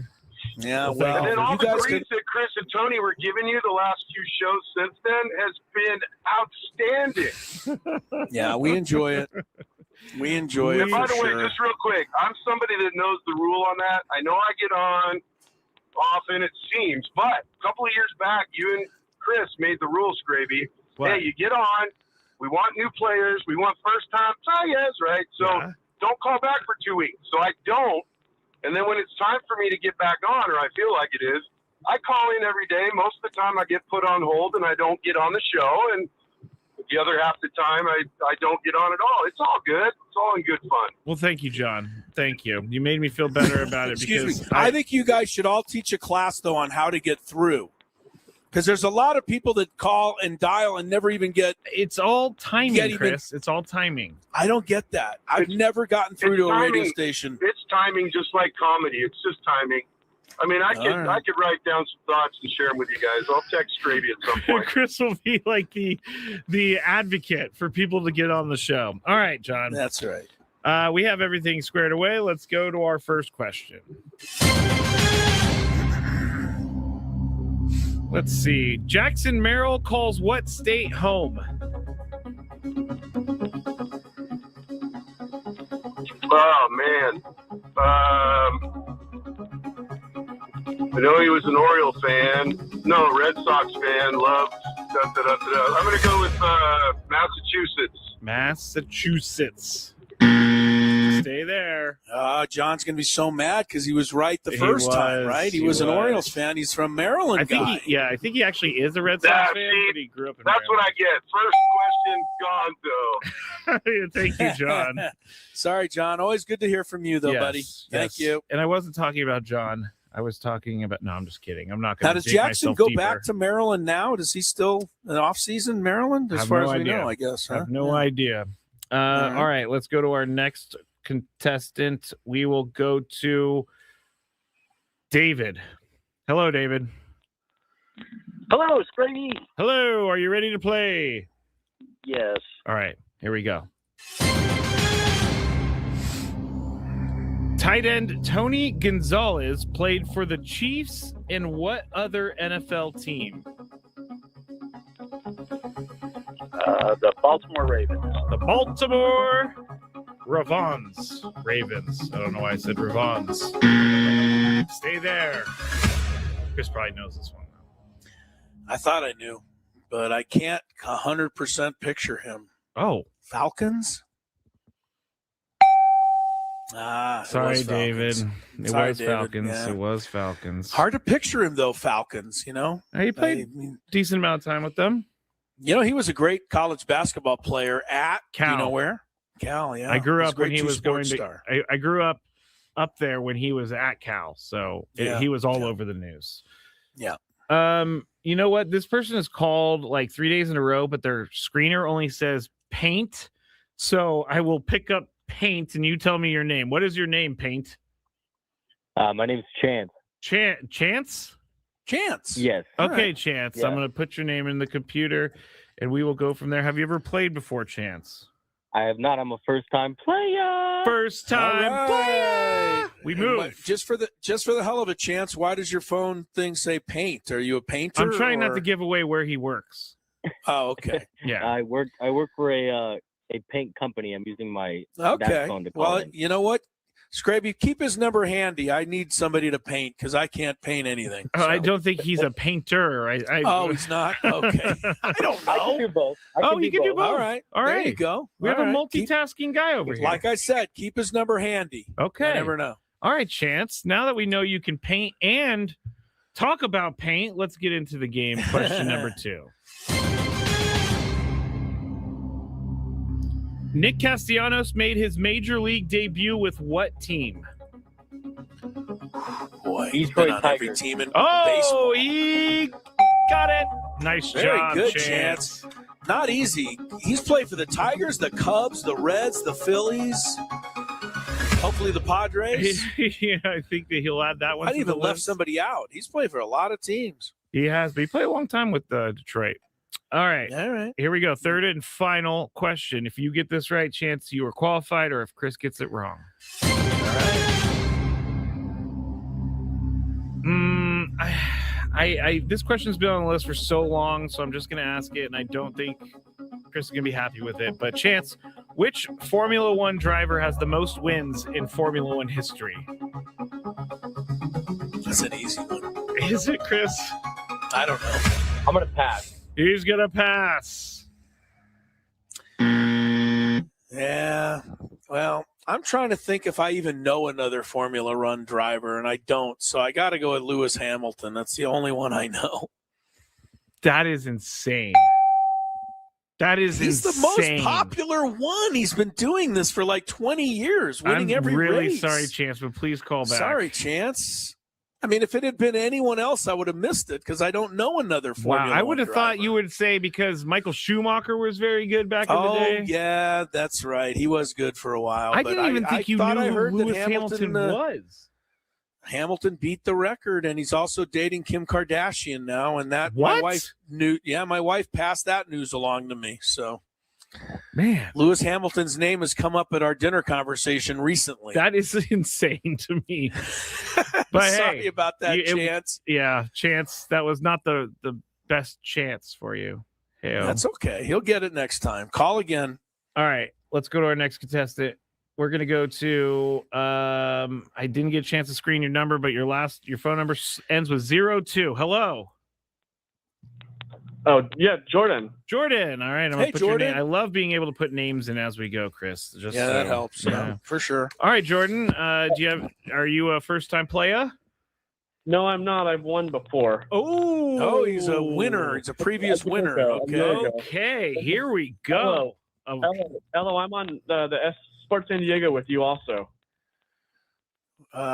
Sports San Diego. What am I missing? Wait, where am I? The Holiday Bowl. I'm a red coat. Oh, Gotcha. There we go. Okay. I'm not Red actually in that. That's why I was confused. I'm not in that. My wife's a member. That's what threw me. But Chris is Okay, usually good, there good to talk to you, stealing Jordan. all the free food that is offered. I just go for the free food, right? Okay, Jordan, here we go. Question number 1. Which player won World Series MVP last year? Otani? Oh, yeah, Yamamoto. Oh, nice job. Hey, don't give him that. No, Why? I'm just kidding. I was going to say, I'm just like, he kidding. didn't say final answer. Yeah, All right. there's no. You can't slip up on this show. No, you're right. No, that was fine. Question That number was 2. Who was the last golfer to complete the career Grand Slam? I'm giving you the Jack answer, Nicklaus? Jordan. Jack Nicholson? Nicholas? No, wait. Make sure he knows the question. I think he doesn't know the question. Okay, who was the last golfer? It happened in the last couple of years to complete the career Grand Slam. It means he won every tournament at least once in his life. Every major. Every major. Oh, yeah. Think of who I'm like. giving and you Chris a clue, hates. Jordan. Okay, that's not the right clue. That's an excellent clue. Nicholson? Oh, it's a he went decent with another. answer. He went the wrong one. Sorry, Jordan. Sorry, Jordan. Rory McIlroy. You're such a self-serving question. That is. Ugh. Well, hey. Sorry, Jordan. Thanks for calling. It worked out for me. I'll see you at the next time my wife invites me to go get free food. All right, we're going tiebreaker. Oh, man. Right, Such a party pooper. I am not a party pooper. We're going to go do Nick Castellanos stats. Oh, there you go. Let's go. Let me get it going first, and then we will go to. Let's go to Jason. Hello, Jason. Hey, how you guys doing? Thanks for not hanging up on me this time, Skraby. You tell him, Jason. You tell him, man. He is a hardcore guy, and I think he deserves all of this crap he's getting today. Today is the day of reckoning, I have a feeling. That's right. You tell him, Jason. I know that Jason has heard tiebreaker before, so what I'm going to do is ask Chris for a number, and he's going to get me a number, and then Jason's going to guess whether the actual number is higher or lower than what Chris said. Wow. All right, here we go. All right, Chris, how many? Let's see. How many? I'll make it easy on you. How many home runs in his career? What do you mean make it easy? Like I have this. I feel like you've been looking memorized? at his stat sheet lately. What? How many years has he played now? Because I really don't know. He's played 13. For 4 teams. I don't know. Do you think he's averaged 20 a year? 260. Say he's averaged 20 a year. 260. Jason, is the actual answer higher or lower than 260 home runs? Yeah, I'm thinking that's got to be a little high, Chris, so I'm going to go lower. Lower, he says. Oh, wow. All right. You are correct! No! Stay there, Jason. Chris, you were very close. He had 250 career home runs. Does he? That's actually a lot, man. That's pretty good. That is pretty good, but 250. Didn't Manny make 300 last year? He did. There's only like 90 to 100 guys in the history of baseball with 300 home runs. It's not like everybody does that.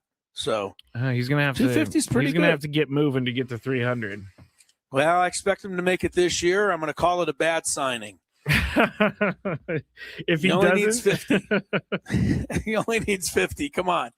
All right. Thank you, Jason. Good job. Stay on there. You'll get the info.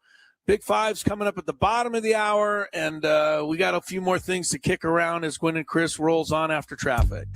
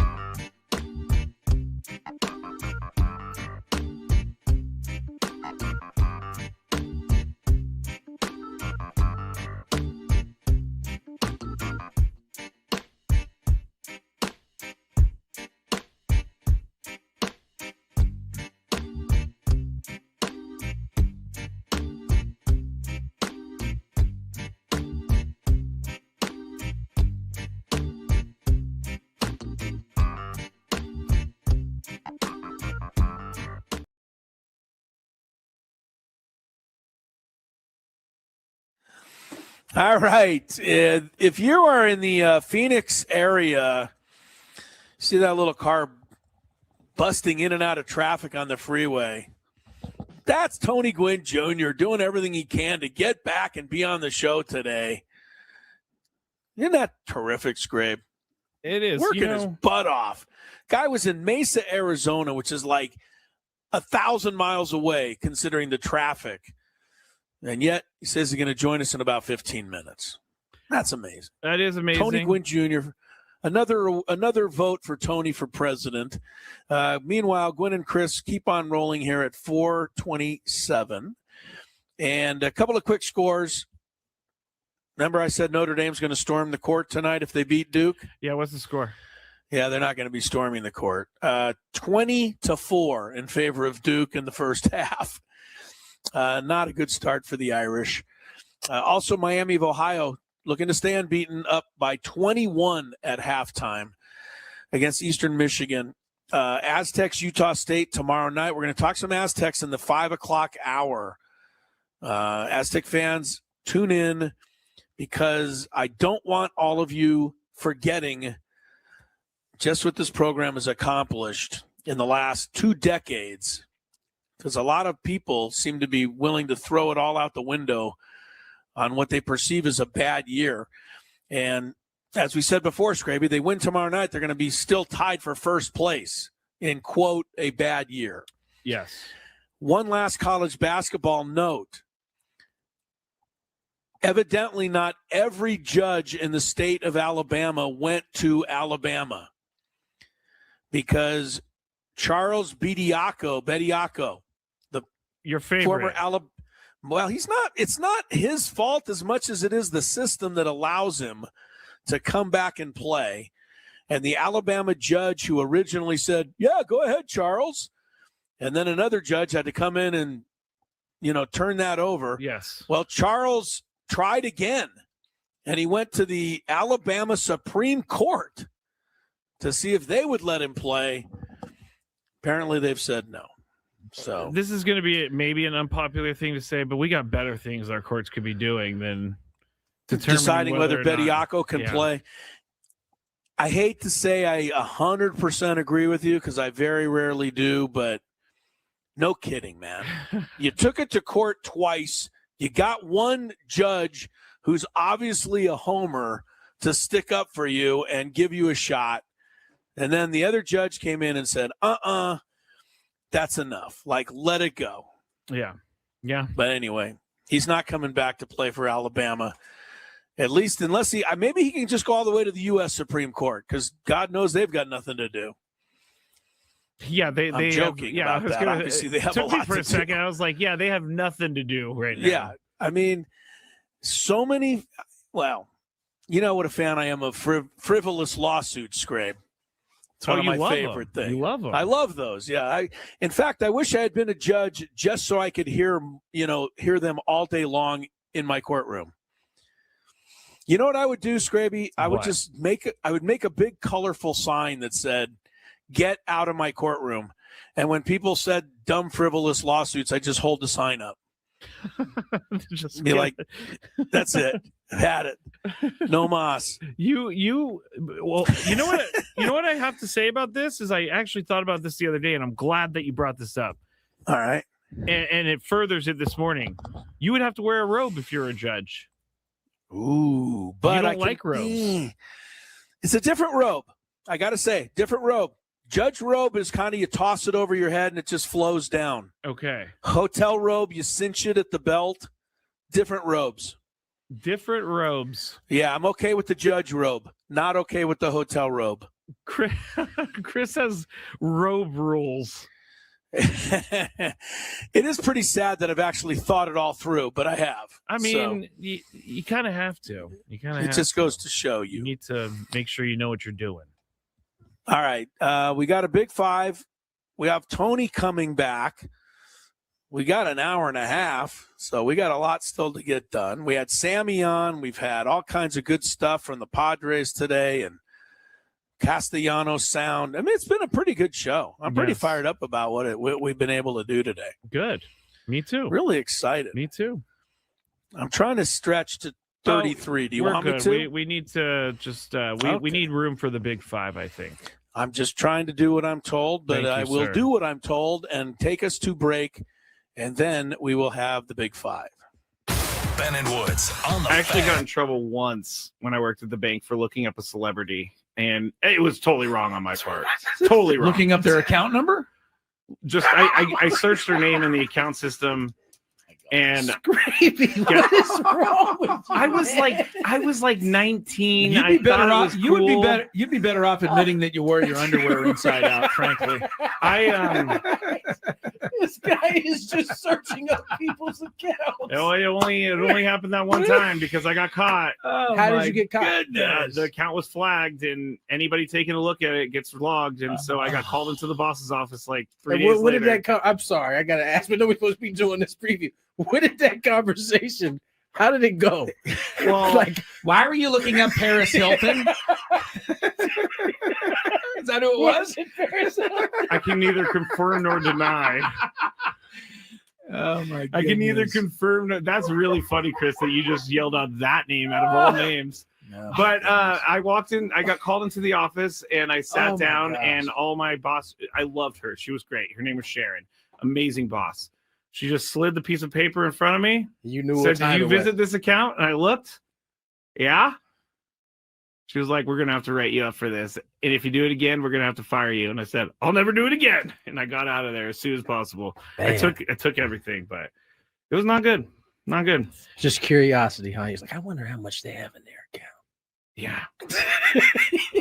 I mean, before I got caught, I did look up athletes. And, oh my God! I'm so glad you're sitting in this seat now. Yes, I'm so happy you're not doing any job that can be dangerous to people's futures. This was in the first year that I was there. I learned my lesson Thoroughly. thoroughly. Chris, as I said, as soon as they walked in, there was like, yeah, that's our guy right there. That's our window. We're gonna take him down. Yep. Just lucky I didn't get caught for like.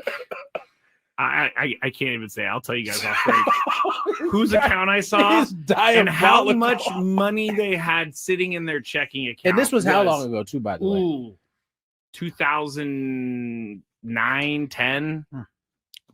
Way before I became a good person. Didn't Bank America end up getting in trouble, or was that? It was one of those banks got in trouble. All of them get in trouble for selling information, but I heard folks like you. I wasn't selling any information. I was just wanting to see what was going on. Curious. I didn't check their account activity, which I could have. Been like, oh, they bought this here. I'm gonna go up there. You know, I'm not that creepy. Well, that's stock. Oh yeah, you're not that bad. I'm not that creepy. This is amazing, by the way. We're supposed to be doing. How are we supposed to do baseball picks under these I don't think we can circumstances? anymore. I think we gotta push it. You guys never did it? Well, I mean, no, Skraby, we didn't. We didn't do it. Really? Okay. Like you work at a bank, you're looking at people's account information?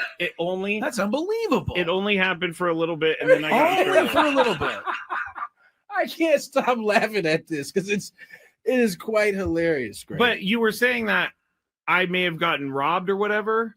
I actually did get robbed when I worked in San Francisco, and they're called quick change artists. How long did you work in the banking industry? 8 years. I was a teller supervisor when I finished. I was also the merchant teller, which took in around $150,000 in cash a day. Guess what? Always balanced at the end of the day. Yeah, I bet. But there was a guy who walked in. He had about $5,000 in hundreds, and he handed it to me. He said, "Can I get 50s for these?"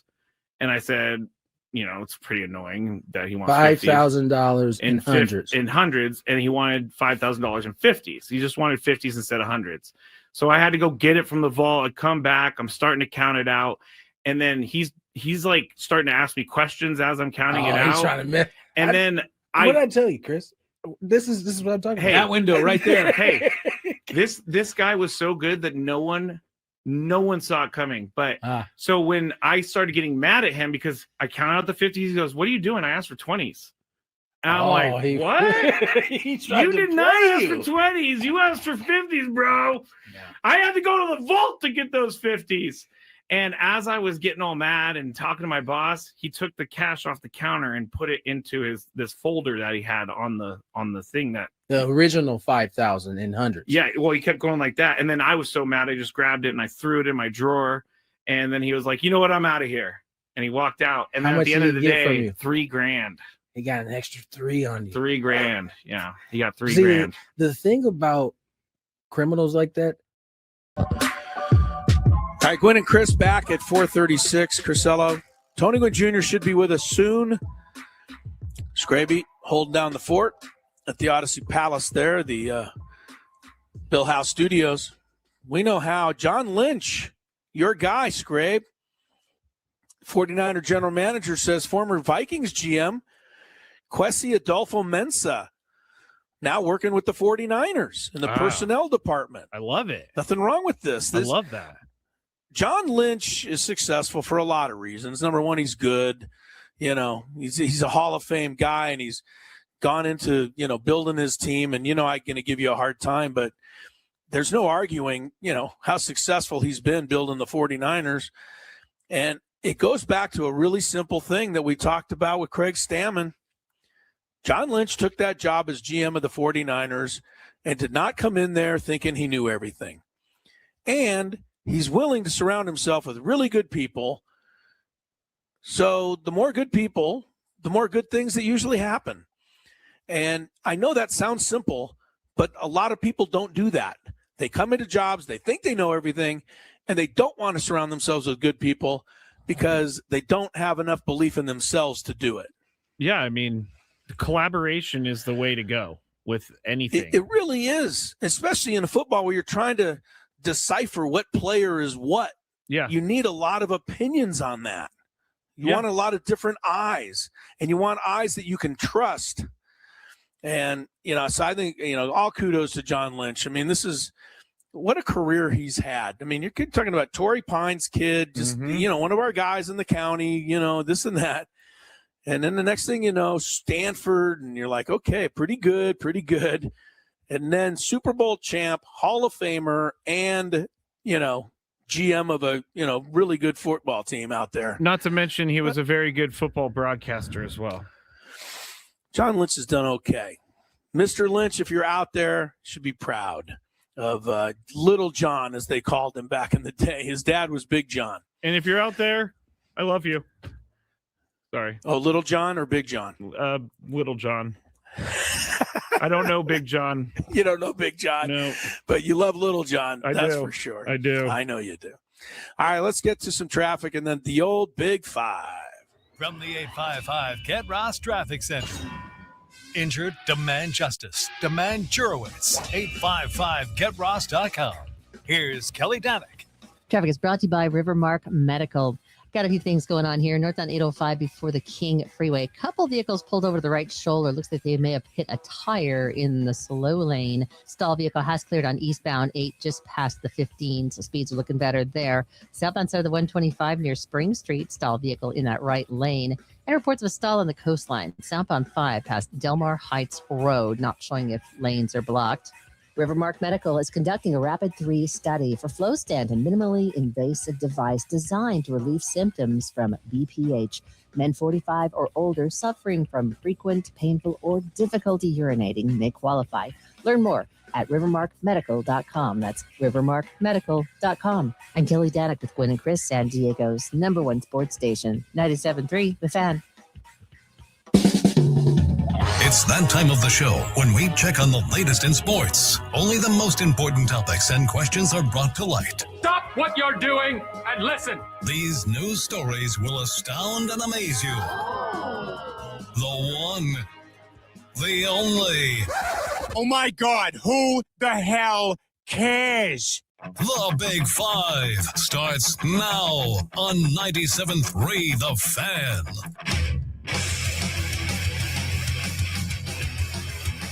Sorry, I had to send a quick text back to our guy, Sammy Lev. He was just checking in, Chris, on us, making sure we were okay. What a guy he is, right? What a guy he is.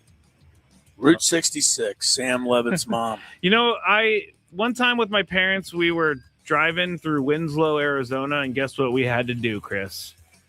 You wasn't there.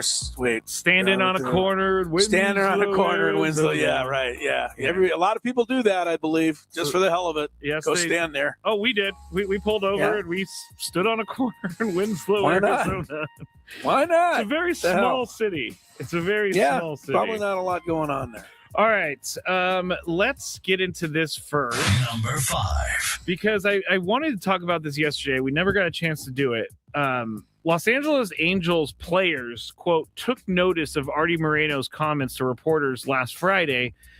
He said that the owner said that winning isn't among fans' top priorities, Chris. He said the bottom line, He said the number one things fans want is affordability. They want affordability, they want safety, and they want a good experience when they come to the ballpark. Believe it or not, winning is not in their top 5, end quote. So my question to you, and by the way, no one has any idea how he got this survey. He's talking about they sent a survey to people. Yeah. Okay. So do you believe that Angels fans don't care about winning? Do you know Pat Benatar is? The old hit me with rocker? your best shot. Yeah, her. She also had a song called Out of Touch that was pretty good. Is that what Artie Moreno? Yes, I think it applies here. Mark Cuban came out and tried to give us a similar story, last week about nobody cares if the team tanks and people just want to come to the game. Nobody remembers the score of the game. They just remember the experience. I just disagree. The experience is part of it. There's no question. You have a good time. You want to be able to afford to get in. You want to be able to afford to buy a hot dog. I get it. You want to have a good time with your friends and your family and whoever it is you're sitting around with. But come on, man. You gonna tell me that it's not even top 5 to win a game? Yeah, that's ridiculous. I just can't buy this, and it just makes you sound out of touch. And let's just go one step further here, because you talked about the players. Even if the fans agreed with you, is this the message I want to be giving to my players, that I really don't care if we ever win?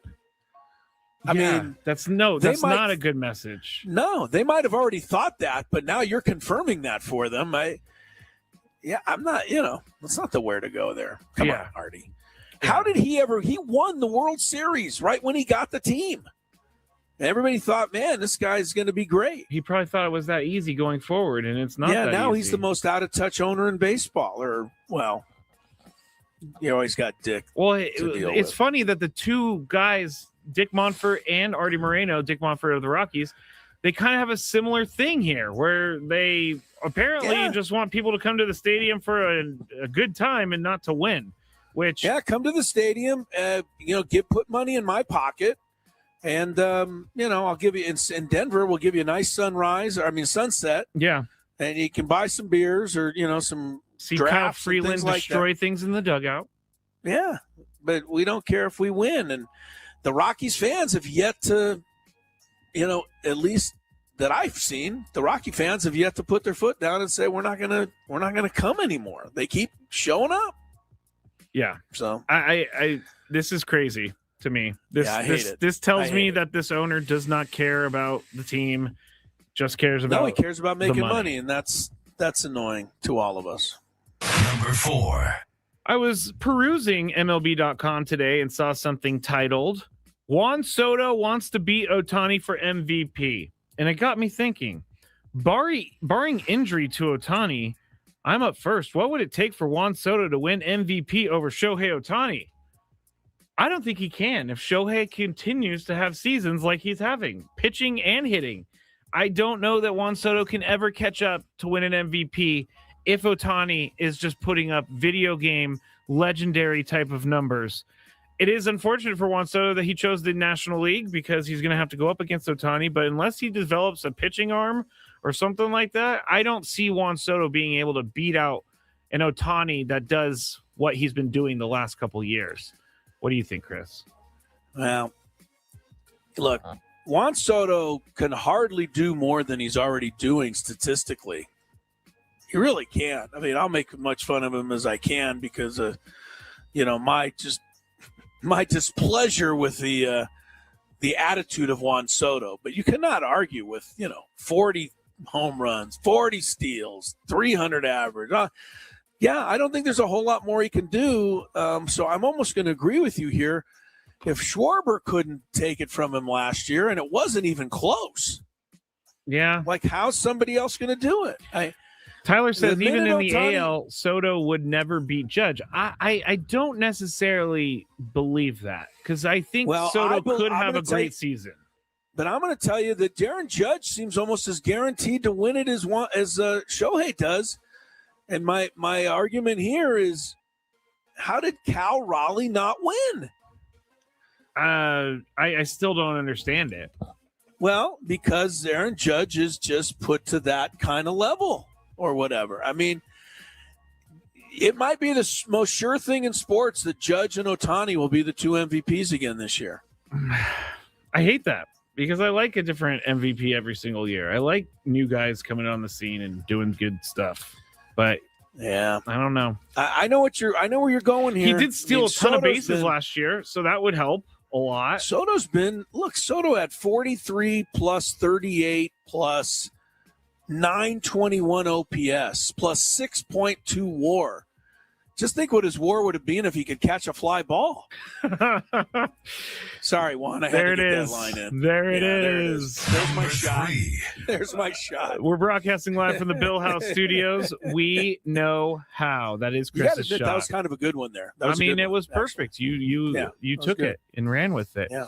When the NFL's free agent signing period opens in March, one more veteran quarterback is going to be added to the list of available players. Boy.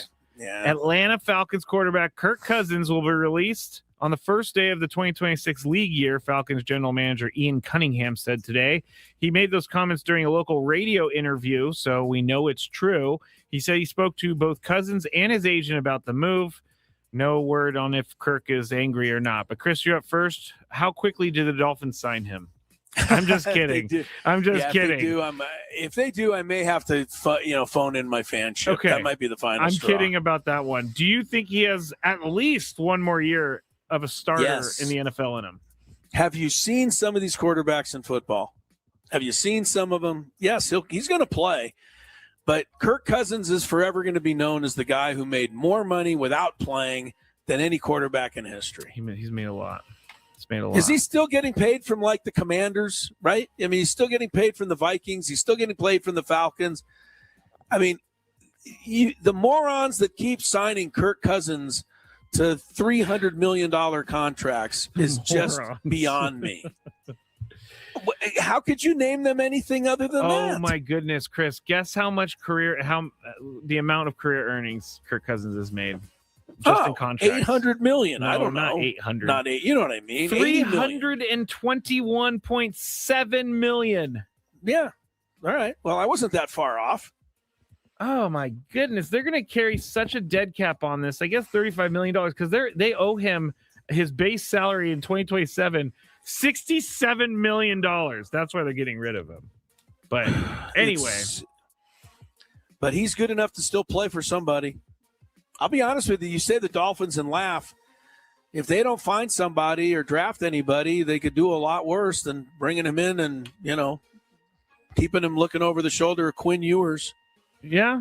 Kirk Cousins is that guy. Yeah, he's the transition guy at this point in his career. So, all right. So I meant to bring this up yesterday. Number 2. And I didn't do it. But Mark Pope, the coach of Kentucky, I can't actually play the audio because it's really hard to hear. But after the game over the weekend, apparently the referees were really bad. And he was trying to keep himself from getting fined in the press conference. And he kind of danced around it. He said, well, we're not allowed to talk about the referees, but you guys saw it, and I think sometimes it's super personal. So I'm not allowed to comment on the referees. I won't comment on the referees. It's unfortunate. Anyway, he ended up getting up and walking out of the press conference room, but a hot mic caught him while he seemingly was out of the room saying to his whoever, Mitch. Right, very, very critical, yeah. Mitch, if those bleeps try to find me, screw them, because I did not say a word about how they cheated us all night. Mark Pope was fined $25,000 by the SEC today. My question is, should he get fined if he wasn't at the table? My answer is no. It is not his fault the microphone heard him. He was leaving. He's allowed to say that to a coach or a PR guy. He's allowed to vent that. He was not specifically formally sitting at the microphone at a press conference. I don't think he should have been fined. Chris? I think I agree with you, but I think we're wrong. That's it. I just think he's got to not – he just can't take the chance. The same way – and here's what I'm going to say. If you or I say something off the air, but it gets picked up on a mic, we're done. We can't do it. I mean, even if it's completely by mistake. Yeah. Right? Yeah. So it's the same thing. He can't get caught even though he didn't mean to get caught. So that has to be the answer, even though I agree with you, Skraby. I understand the guy blowing off some steam and doing it off the, kind of off the air, but unfortunately for him, they heard it. So they did hear it, and the media heard it too, and it was kind of funny. So Mark Pope, $25,000 lighter in the pocket. I also hope the Mormon Church heard it too, because Mark Pope is Mormon, and you're not supposed to say those things, Mark. Be careful. Oh, I did not think about that angle of everything. Oh, he's the former BYU coach, right? That's right. Okay. Whoops, that's not what I meant to hit. That's not what you meant to hit. That's not what I meant to hit. Number 1. The Atlanta Braves. Everybody's doing this thing with MLB where they're having MLB.com or not .com, MLB Right. TV broadcast their games. Well, the Braves announced today that they have Braves Vision as their local television home beginning with the 2026 season. They're going to oversee the production, sales, marketing, and distribution of the telecast for more than 140 games this season. The Braves actually chose to control their plan instead of having the telecast produced by baseball. They're still finalizing everything, but this will be the first time that really fans can see a broadcast from the Braves since they were on TBS. So my question, Chris, do you think this is going to blow up in their faces? Nope. I think they're ahead of the game. Oh, really? Don't you? Isn't everybody going to just do this? No, because Major League Baseball's footing some of the bill. Like, I don't think they're footing a lot of the bill. I don't think but all then Major teams League are set Baseball up for this. I don't know, man. The Yankees are making a lot of bank, and so are the Dodgers. The Braves are pretty popular. I think it's going to be the way most of them go. Maybe the smallest market teams won't do it, and they'll let Major League Baseball run it. But I don't know. I don't. Why don't? If you run it, you get all the money. No, I understand that, but I think it's the for whatever reason, it's a money pit to get into broadcasting baseball games on regional networks. Well, that's because people like Tony Gwynn Jr. make an exorbitant amount of money. Okay, so it's shared across the league.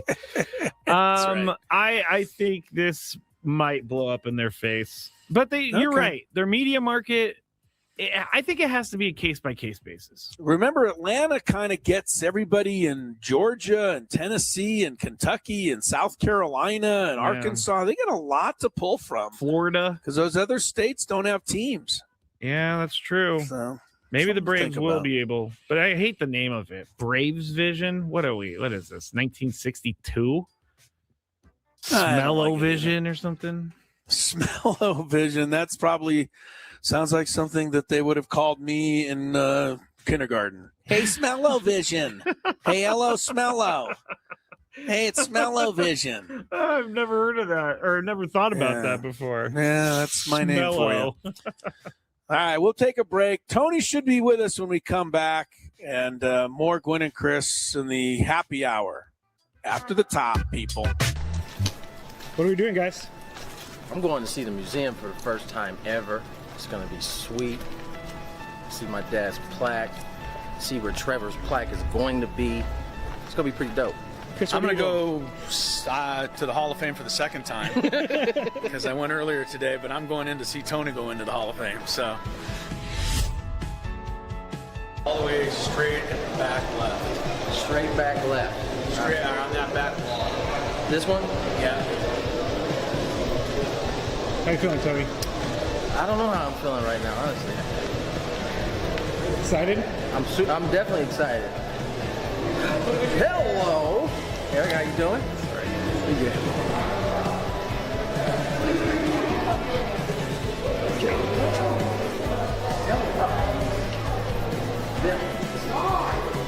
Wow. Just like I told you, next to the famous Barney Dreyfus and Leslie Wilkinson, whoever they are. That does look like him. I know. It's a good shot. They don't do them all that great. That one's good. Really good.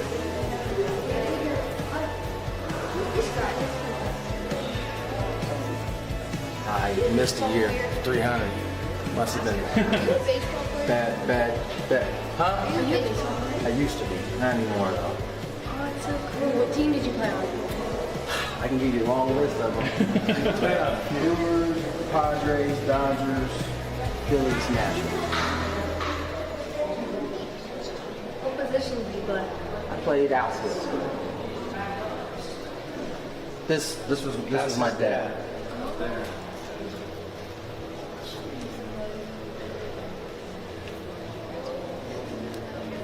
Oh, there's Dick Williams, Goose. I think he'd be pretty happy with his company over there. So. What are you thinking to see it for the first time? I'm thinking I'm hot. I'm quite warm right now, but it's cool. I mean, it's what I thought it was going to be. I mean, who not too many people can say they have a dad that's enshrined in this place. So I think this is awesome. What are we doing, guys? I'm going to see the museum for the first time ever. It's going to be sweet. See my dad's plaque. See where Trevor's plaque is going to be. It's going to be pretty dope.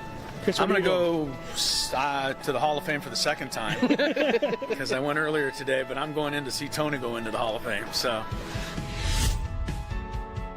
all the way straight and back left. Straight back left. Straight around that back wall. This one? Yeah. How you feeling, Tony? I don't know how I'm feeling right now, honestly. Excited? I'm definitely excited. Hello, Eric. How you doing? Pretty good.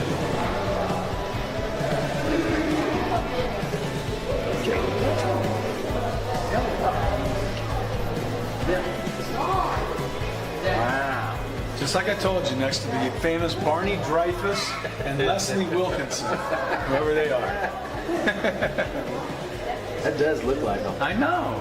It's a good shot. They don't do them all that great. That one's good. Really good.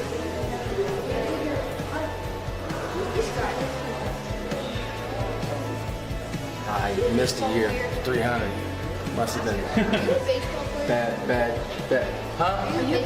I used to be. Not anymore, though. Oh, it's so cool. What team did you play on? I can give you a long list of them. Brewers, Padres, Dodgers, Phillies, Nationals. What position did you play? I played outfield. This was my dad.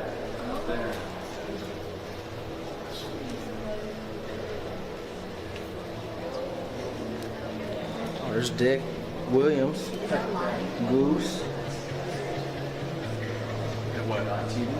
I think he'd be pretty happy with his company over there. So. What are you thinking to see it for the first time? I'm thinking I'm hot. I'm quite warm right now, but it's cool. I mean, it's what I thought it was going to be.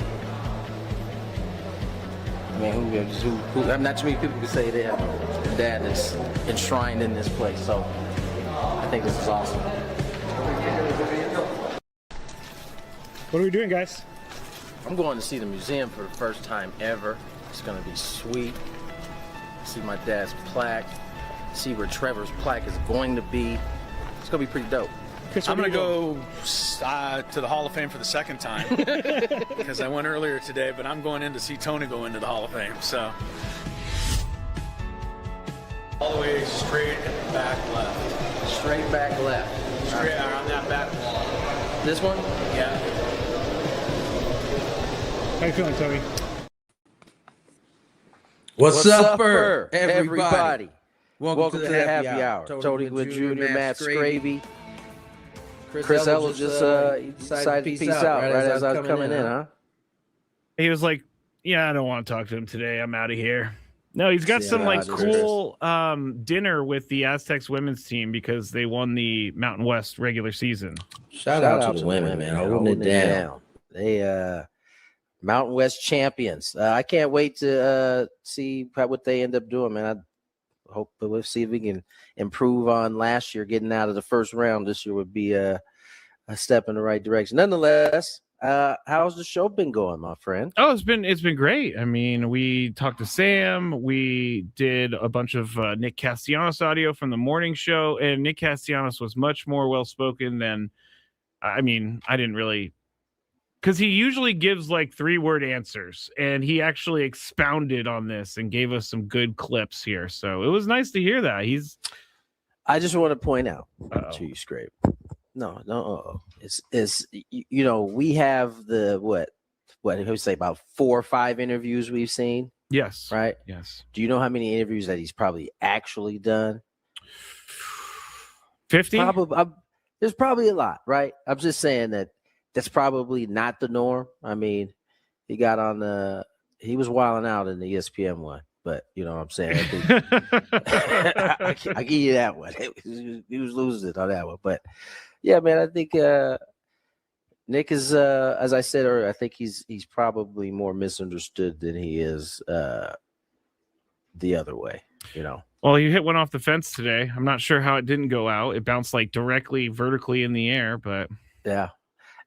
He had 2 good swings. I mean, the fastball that was up and in, the single before that at bat was I thought was impressive, considering, you know, that's kind of how teams try to get him up and in, and then try to crowd him, and then they try to spin him down and away. But he looked good, man. It was another good day swinging the bat. It was a good day defensively. Looks, you know, starting to look more comfortable over there. Still haven't seen a bad throw where he's had to kind of like pick it out. Waiting on that one right there. Marco Gonzalez pitched today for the first time this spring, and he went an inning and 2/3, gave up 3 runs. You were there, so what did you see from him? He looked like a dude who hadn't pitched in a year and some change. He's a little rusty. You know what I'm saying? I don't even know if I would say rust for sure. He was definitely trying to figure it out. I mean, it's really been Vasquez the only one who's really thrown the ball well in a game that's in that kind of competition mode. I think it seems like they are kind of excited about the possibility of Tristan McKenzie and him raising his velo like 8 miles per hour. That's a lot. That's a big deal. You know, he didn't command it well, but I think they think that'll work itself out. So they got some excitement there. We're going to start seeing some of these other candidates as well. Like Walker Buehler's probably going to see him at some point. Herman Marquez, we're going to see him at some point. And so it's really everything's really just kicking off right now. Yeah, there's some in terms of competitions. Yeah, there's some pretty good competition going on. I mean, Romeo, which is one of my favorite names, Romeo Sanabria, he's been hitting it pretty well. Also, Miranda, obviously, he's been pretty good so far this spring. I know they're not going to win their jobs now, but everything Miranda is touching right now is coming off like a missile. I mean, he's locked in right now. Listen, when you haven't been in his shoes before, when you got to come in camp and like be the best player, you got to like show it. That's the ideal way to come in is on a heater like that. Oh, of course, you want to get the first stand. It reminds me, maybe he's been a little bit better. I'm really having a hard time staying in my borders, man. I'm like going down here. Oh, Tony does like to move. Chris is more steady when he's. I didn't realize what he was doing. I was like, what is he doing? I was like, but I keep finding myself down here, so I'm like moving back. Okay, well, we'll have to stick with that one for now. I just had a question, and now it's gone. Anyway, gosh dang it. Never mind. Sung Mung Song has had some at bats. What do you think of him so far? I know it's going to take a little bit for him to get used to things. He's figuring it out. I think you give him some grace. He's trying to adjust to big league pitching, you know, and a zone that might be a little bit different. So I think he'll find his way. He's I don't know. He looks the part in terms of I just think he's got to make the adjustment. All right, I've stalled enough. We're gonna have to talk about it. But Matt Waldron and the hemorrhoid. Now, my whole thing is I didn't need the information that was a hemorrhoid. And it's not because it grosses me out. It's just because I don't think we need to know that sort of information. Now, Craig Stammen never said it. He just said he had an infection in his rear end, which is fine. But what do you think, Matt Waldron? Would that bother you if now everybody's just talking about how you got a hemorrhoid? How did that get out? Like who said so anything? Craig Stammen said that he had an infection in his rear end, and then Kevin Acee tweeted the infection in his rear end out, and then Kevin Acee tweeted out he's got a hemorrhoid. And so I'm not sure where the communication was lost there, but I feel bad for Matt Waldron because this is probably going to affect his chances. I might feel a way about that for sure. For sure. Yeah, no, I think that should have been I don't know. I would have felt a way about that. But what I mean, maybe he didn't, and that is why they were as gave an explanation as they were. But it would be kind of weird, like how much more of a distraction. I guess it wouldn't be a distraction, like if they don't say that, like if they say like lower body or just injury or something. he had minor surgery and he's going to be fine. Well, what was the surgery on? We declined to say. I thought that okay. Here's the tweets, Tony. Kevin Acee tweets out, Matt Waldron has been shut down. Had a procedure for an infection in his, quote, rear end, according to Padres manager Craig Stammen. Waldron is, quote, week to week, going to be far more difficult, blah, blah, blah. And then he follows that up with, feels like, quote, infection in his rear end, needs some clarity. It was hemorrhoid surgery. Kevin Acee wilding out right now. I don't know. Did we need to know that? I don't know. We didn't need to know. That's the whole thing, is that we did not need to know this. And now everybody's going to associate Matt Waldron with a hemorrhoid. Hey, listen, maybe Matt doesn't care. Okay. It's a moot point. It could be a moot point, but let's talk about the realness of this. I mean, if he's not able to pitch in spring, it sounds like he's going to be a waiver guy. Is he out of options? He's out of options, yeah.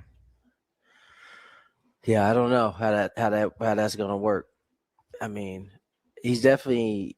I mean, the roster is likely going to be it's going to be made without him in it. He's going to be on the start the year on the IL, most likely, right? Yeah. So how does that work? Because we were actually talking about that. He can be off the 40-man roster, be on the IL, and still be with the Padres. But then once he's off the IL, they have to waive him. Yes. Okay. They would have to release him. He'd have to clear waivers, and if someone picked him up, he didn't clear, as it goes from like last to first, right? Yeah. Then he is. I don't know. He doesn't have enough big league time. Yeah. So he would have to go take the assignment. Yes. Now, if he had, I think it's 5 years, 6 years. Okay. He could decline the assignment and just become a free agent. I gotcha. So, baseball, I like how some of that is structured, because it's like you put in your time.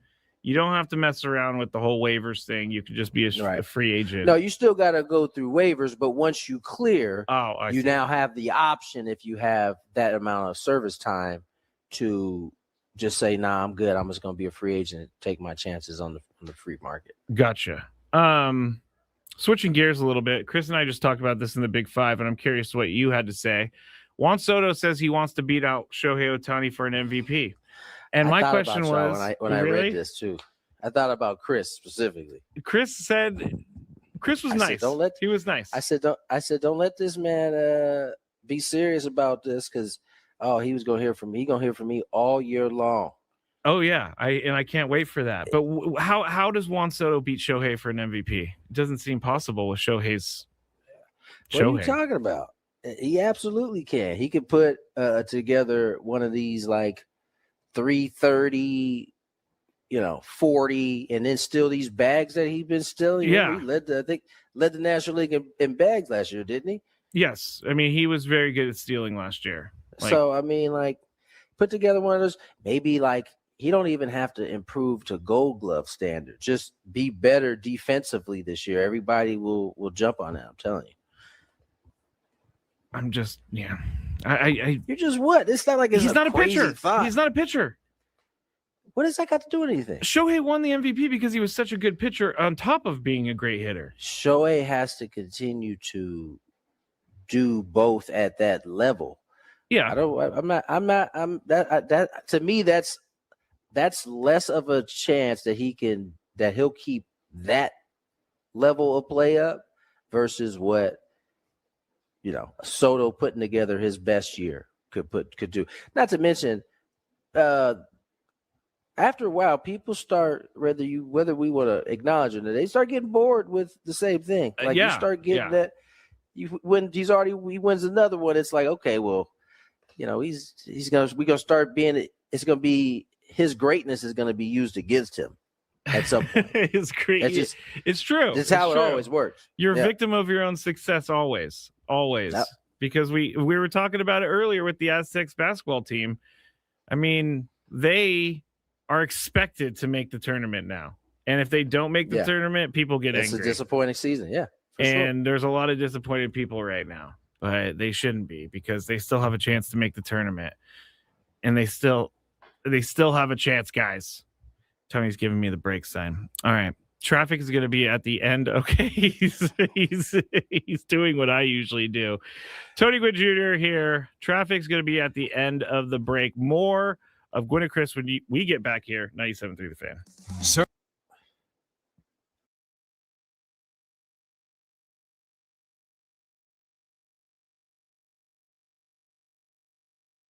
Thank you for listening to 97.3 The Fan. Be back shortly. I would be back shortly if the thing will click. See, I'm clicking. I have no idea what's happening. It's not playing any commercials right now. Well, this is just great, everybody. Let me see if I could try to start another one. All right. Well, this is awesome. On the air right now with no help, and there are no commercials to be played. Actually, you know what I'm going to do, everybody? You're getting a real live thing right here. This is real live Matt Skraby. I'm going to have to restart Wide Orbit real quick. So goodbye, Wide Orbit. It's not even closing. I'm going to text Adam, and I'm going to say, Adam, I tried to go to break and the commercials did not play, and the program won't shut down. Oh, you know what I'm going to do? I'm going to have to do some Control-Alt-Delete over here. Control-Alt-Delete. Okay, I got it. Task Manager. It's not coming up. There it goes. Task Manager came up, everybody. I have no idea. I'm way too generous with my stroke giving. Never mind. Are you really? Never mind. Wait. I did not mean for that to happen. I did not. That sounds like a promo to me. Skraby's giving out strokes. I can't wait to hear that one. I'm going to laugh for a while on that one. Nate says, Skraby, maybe you should date her. You might be a generous stroke giver, but I don't think she really wants to leave her boyfriend for that. All right, that was good. In full disclosure, I'm reading this. Tony can't gather himself right now. That was a good one, Chris. That was a really good one. So I saw this at 7-Eleven, and I had to get it. It's called the One Chip Challenge. It was sitting there in the aisle, and I thought, why not? Because I am into spicy stuff. But this thing looks pretty hot. I'm not going to lie. It says a Reaper pepper and a Scorpion pepper. It's also in the shape of a coffin, which doesn't make me very happy about that. It doesn't make me feel good. Oh, extreme heat, it says. I'm going to try a little bit first, just so I don't die, I guess. That's the thing I'm saying. This looks... I don't even know if I should be eating this. It looks like it has mold or something, but let's see how hot it is. Let's go. There's a little bit of spice there. It's going. Oh, man. This is hot. Not that bad, though. I still have this side to go. It is getting hot. I'm not going to lie. My mouth is, like, getting crazy. Now it's kicking in.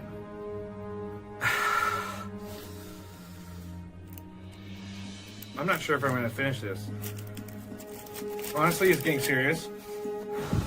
I got to go with the milk. My mouth is dying right now.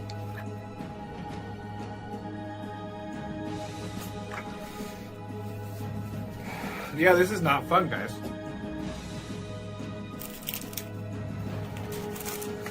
Never gonna do that again because my mouth is on fire.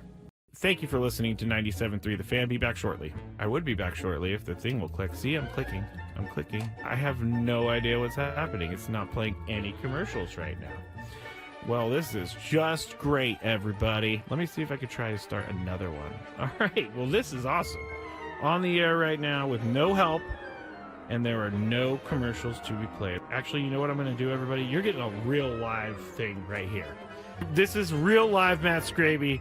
I'm going to have to restart Wide Orbit real quick. So goodbye, Wide Orbit. It's not even closing. I'm going to text Adam, and I'm going to say, Adam, I tried to go to break, and the commercials did not play, and the program won't shut down. Oh, you know what I'm going to do? I'm going to have to do some Control-Alt-Delete over here. Control-Alt-Delete. Okay, I got it. Task Manager. It's not coming up. There it goes. Task Manager came up, everybody. I have no idea. I'm way too generous with my stroke giving. Never mind. Are you really? Never mind. Wait. I did not mean for that to happen. I did not. That sounds like a promo to me.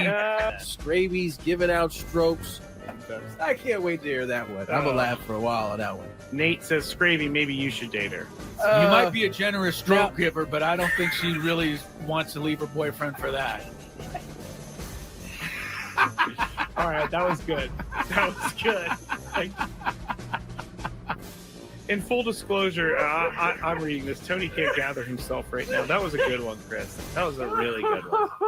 So I saw this at 7-Eleven, and I had to get it. It's called the One Chip Challenge. It was sitting there in the aisle, and I thought, why not? Because I am into spicy stuff. But this thing looks pretty hot. I'm not going to lie. It says a Reaper pepper and a Scorpion pepper. It's also in the shape of a coffin, which doesn't make me very happy about that. It doesn't make me feel good. Oh, extreme heat, it says. I'm going to try a little bit first, just so I don't die, I guess. That's the thing I'm saying. This looks... I don't even know if I should be eating this. It looks like it has mold or something, but let's see how hot it is. Let's go. There's a little bit of spice there. It's going. Oh, man. This is hot. It's not that bad, though. I still have... Finally, one of the new beds came up. I loaded a bunch of new music into the computer, and I haven't really heard it yet. And so this is proving to me that it's working. Matt Skraby, Tony Gwynn Jr., Gwynn and Chris, 97.3 The Fan. We still have a Skraby show at 6 p.m. We also have our biggest fan here at 5:35 p.m. But right now, I need to remind everyone that Happy Hour is brought to you by GL Pools, the company trusted by thousands of San Diegans to keep their pools sparkling, swim ready, and expertly maintained. Call GL Pools now and say radio for a free month of service. Now, we played some of these earlier from Bennewood's, Tony, but Nick Castellanos had a lot to say, and so we have not played these yet, and I wanted to play them to get your opinion on them. But Bennewood's asked him about his passion and about Philly, and this is what Nick had to say. I think the biggest lesson I learned in Philly is that when I see something, I need to speak up. I need to, because if I don't, I swallow it. And then if I don't say it again, I swallow something else. And I'll keep swallowing until the point I can't no more. And sometimes when it bubbles over, it comes out quite colorful. I can relate, actually, very much to that. And so far, I feel like I've done a great job here. There's been some things that I've quick, and when you handle it in the moment, it's small. It's easy. It's when it starts compiling, and it just gets swept under the rug for, months, sometimes years, and then when when it pops off, it pops off. Bubbles over. Yeah. I totally understand what he's saying. It's a good thing that he learned something from his exit from Philadelphia. It sounds like he knows. It's great that he learned something. What? Yes, it is good. It's good he learned something. All right. I think Nick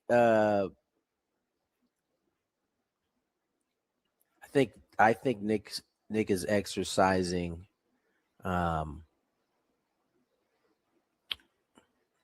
restraint in a way, by vocalizing it in the moment, as he said, It doesn't build up. I think he's insinuating that that's kind of what happened in Philly, is that he didn't say nothing, and then it turned into having a beer on the thing. Presidente in the dugout. You know? I've been someone who lets things build up and then I pressure bursts and I freak out. It's not my favorite way of handling things whatsoever. So I'm going to start speaking up as well. Nick Castellanos was also asked by Ben and Woods what he has learned so far from the Padres. Honestly, nothing really. You know, like I feel, I don't want to say like I know myself perfectly inside and out, but I definitely know my habits, you know, and I think it's just like I say, for me, the big thing is to just, I need to speak, you know, here's what I'm feeling. That doesn't mean that you need to agree. That doesn't mean that I'm even looking for a response, but I got it out. Yep. You know, there it is. It's out, you know, like now the group can address it. The person that I said it can address it wherever, you know, handshake, have a good day, all the best. There's no intent behind it, whatever. It's just there, you know, communication. Yeah. Sure. And if I do that and I continue and I'm honest with how I feel and I share the things that I need to be felt, I feel like I can stay focused and walk my line. Now, here's something I know the Padres do really well, Tony, is they communicate. AJ Preller communicates. What was the question there? I think it may have been mislabeled. But let me go back to my doc to see what the question actually was. Nick Castellanos about what he's learned about himself since joining the Padres. Oh, what he's learned about himself. Oh, yeah. I thought you said what he's learned from the Padres. I'm like, what? Okay, yeah, that does change. Yeah, it does change a few things there. But what? Yes, that's. I don't know that there would be another way for him to really. I mean, I don't know that he would. He's only been here like a week. I don't know that he's learned anything about himself. I think that's what he was saying too. Is that I'm pretty sure I know myself pretty well, you know. So it's just a matter of him being able to kind of, you know. I think the great thing about that locker room is they got a bunch of different personalities, like from all ends of the spectrum, and so you know he's just another one that kind of fits somewhere in that group. Let's move on to Jackson Merrill, because Jackson Merrill was on the show. Did you see this whole thing? I'm sure you did, but Jackson Merrill made a shirt of Gavin Sheets hitting the wall. I saw the shirt. Yes, it's I guess a hit within the clubhouse, and Gavin Sheets. I don't believe he's the only one with the shirt. There's multiple shirts. I think I'm sure someone else has one. That's hilarious. Well, Jackson Merrill sat down and he was asked about the batting order and where he would like, or you know, now you got me all confused on what I'm doing. What did I do? I don't know. I'm blaming it on you. Jackson Merrill on where he likes to hit in the lineup. Yeah, I think I've always hit like 1 or 2, especially in the minors. Like I always hit 1 or 2, and then growing up I hit 1 or 2. So I think like 2 holes, like that's my most comfortable position that I could be in. I've obviously hit in literally every single spot in the lineup at this point, and I'm only 2 years in, so I'm sort of ready for anything. Sort of ready for anything they throw at me. But I'm just excited. A lot of good guys around me up top there. Where in your mind, Tony, should Jackson Merrill be in the order?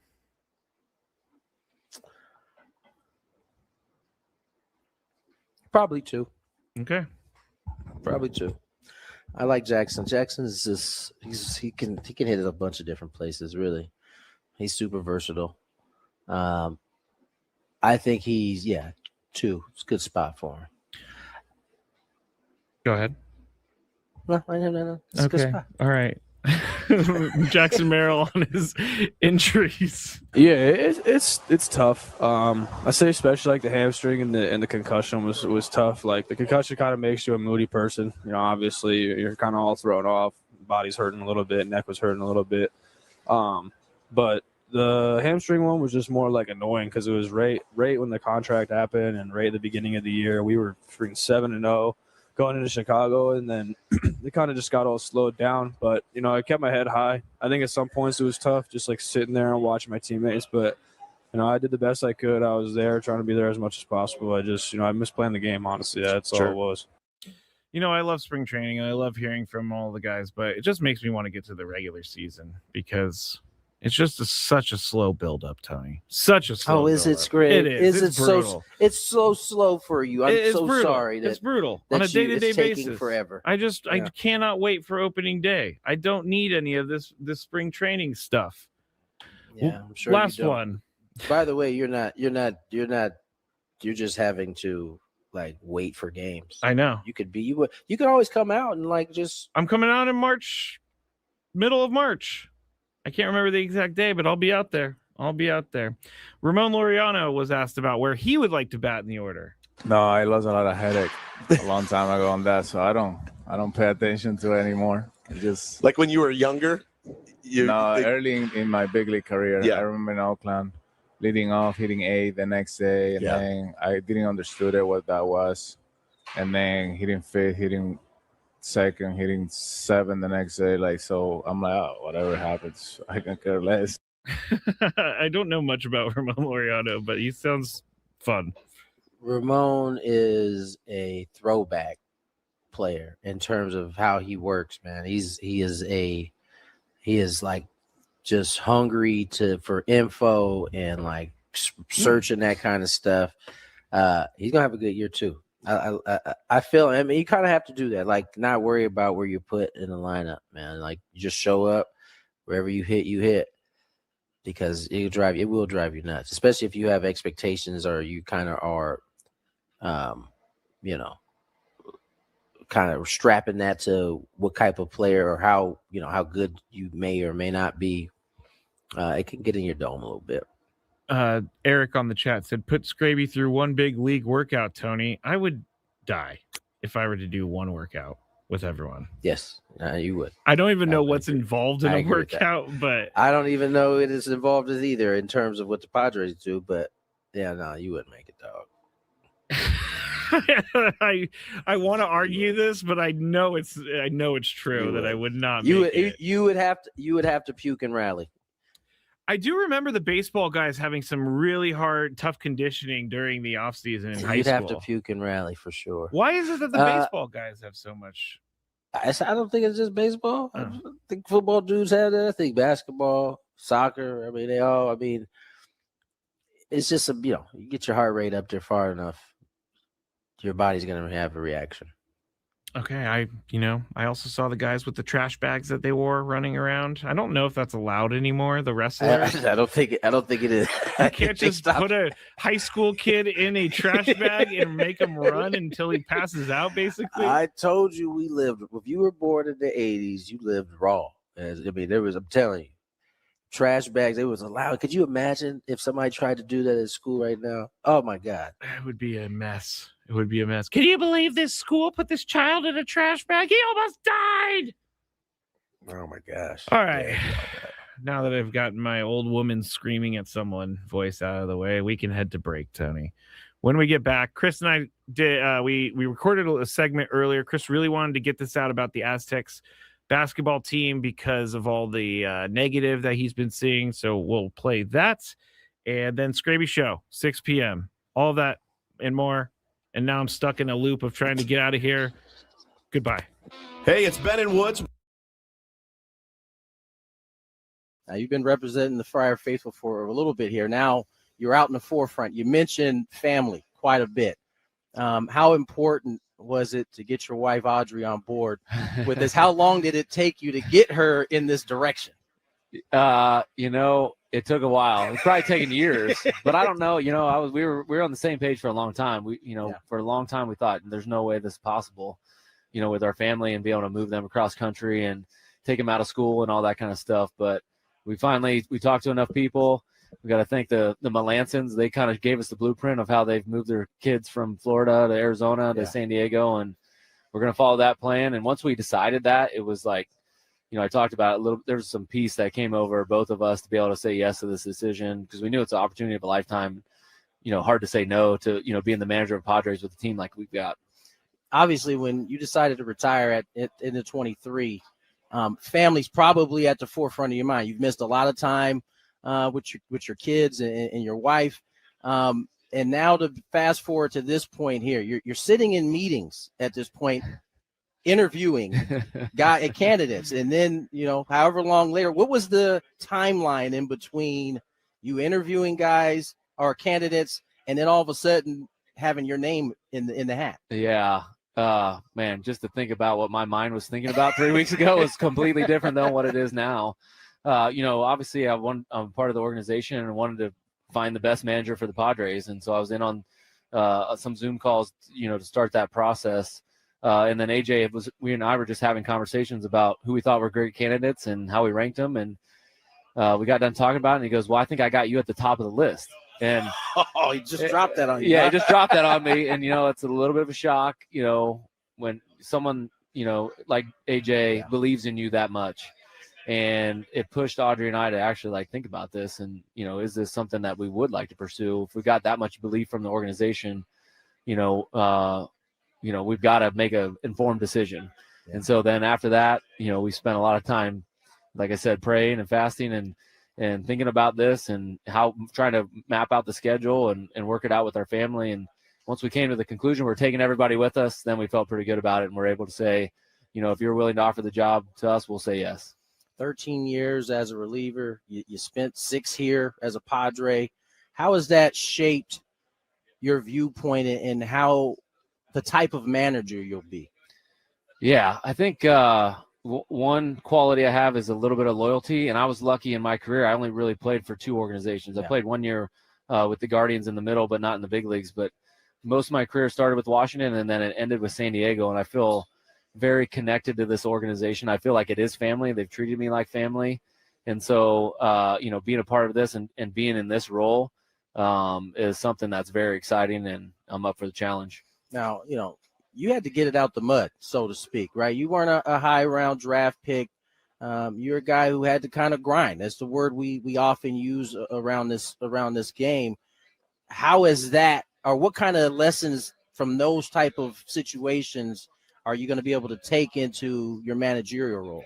Yeah, maybe it's like people doubting you a little bit or not saying you're quite good enough. And there's probably some people thinking that as me as the manager. But it's also exciting to prove people who I really am and what I stand for, and maybe do it a little bit different than everybody expects. But those challenges as a player, they were so enjoyable. Yeah. It was so, you've done it before. It's fun to try to get the most out of your talent.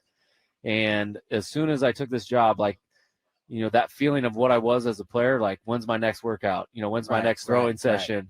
Right. That constant thought, that feeling, that little nervousness, that little excitement came back right away. And it was I definitely missed that. Now, did I enjoy the 2 years in between? Yeah, I did. I got a lot, my handicap went down and all that kind of stuff. But, this challenge has gotten that excitement back, that feeling back of I'm in the hunt with the boys, and I'm ready to grind it out and make something special happen. Now, you've been representing the Friar Faithful for a little bit here. Now you're out in the forefront. You mentioned family quite a bit. How important was it to get your wife Audrey on board with this? How long did it take you to get her in this direction? It took a while. It's probably taken years, but I don't know. We were on the same page for a long time. For a long time we thought there's no way this is possible, with our family and be able to move them across country and take them out of school and all that kind of stuff. But we talked to enough people. We got to thank the Melansons. They kind of gave us the blueprint of how they've moved their kids from Florida to Arizona to San Diego, and we're going to follow that plan. And once we decided that, it was I talked about it a little. There was some peace that came over both of us to be able to say yes to this decision, because we knew it's an opportunity of a lifetime. Hard to say no to being the manager of Padres with a team like we've got. Obviously, when you decided to retire in the 23. Family's probably at the forefront of your mind. You've missed a lot of time with your kids and your wife. And now to fast forward to this point here, you're sitting in meetings at this point, interviewing candidates. And then, however long later, what was the timeline in between you interviewing guys or candidates and then all of a sudden having your name in the hat? Yeah. Man, just to think about what my mind was thinking about 3 weeks ago is completely different than what it is now. Obviously I'm part of the organization and wanted to find the best manager for the Padres. And so I was in on some Zoom calls, to start that process. And then we and I were just having conversations about who we thought were great candidates and how we ranked them. And we got done talking about it, and he goes, well, I think I got you at the top of the list. And he just dropped that on you. Yeah, he just dropped that on me. And, it's a little bit of a shock, when someone, like AJ believes in you that much. And it pushed Audrey and I to actually think about this. And, is this something that we would like to pursue? If we got that much belief from the organization, we've got to make an informed decision. Yeah. And so then after that, we spent a lot of time, like I said, praying and fasting and thinking about this and how trying to map out the schedule and work it out with our family. And once we came to the conclusion we're taking everybody with us, then we felt pretty good about it. And we're able to say, if you're willing to offer the job to us, we'll say yes. 13 years as a reliever. You spent 6 here as a Padre. How has that shaped your viewpoint and how the type of manager you'll be? Yeah, I think one quality I have is. One final segment of Gwynn and Chris before we get to the Skraby show tonight.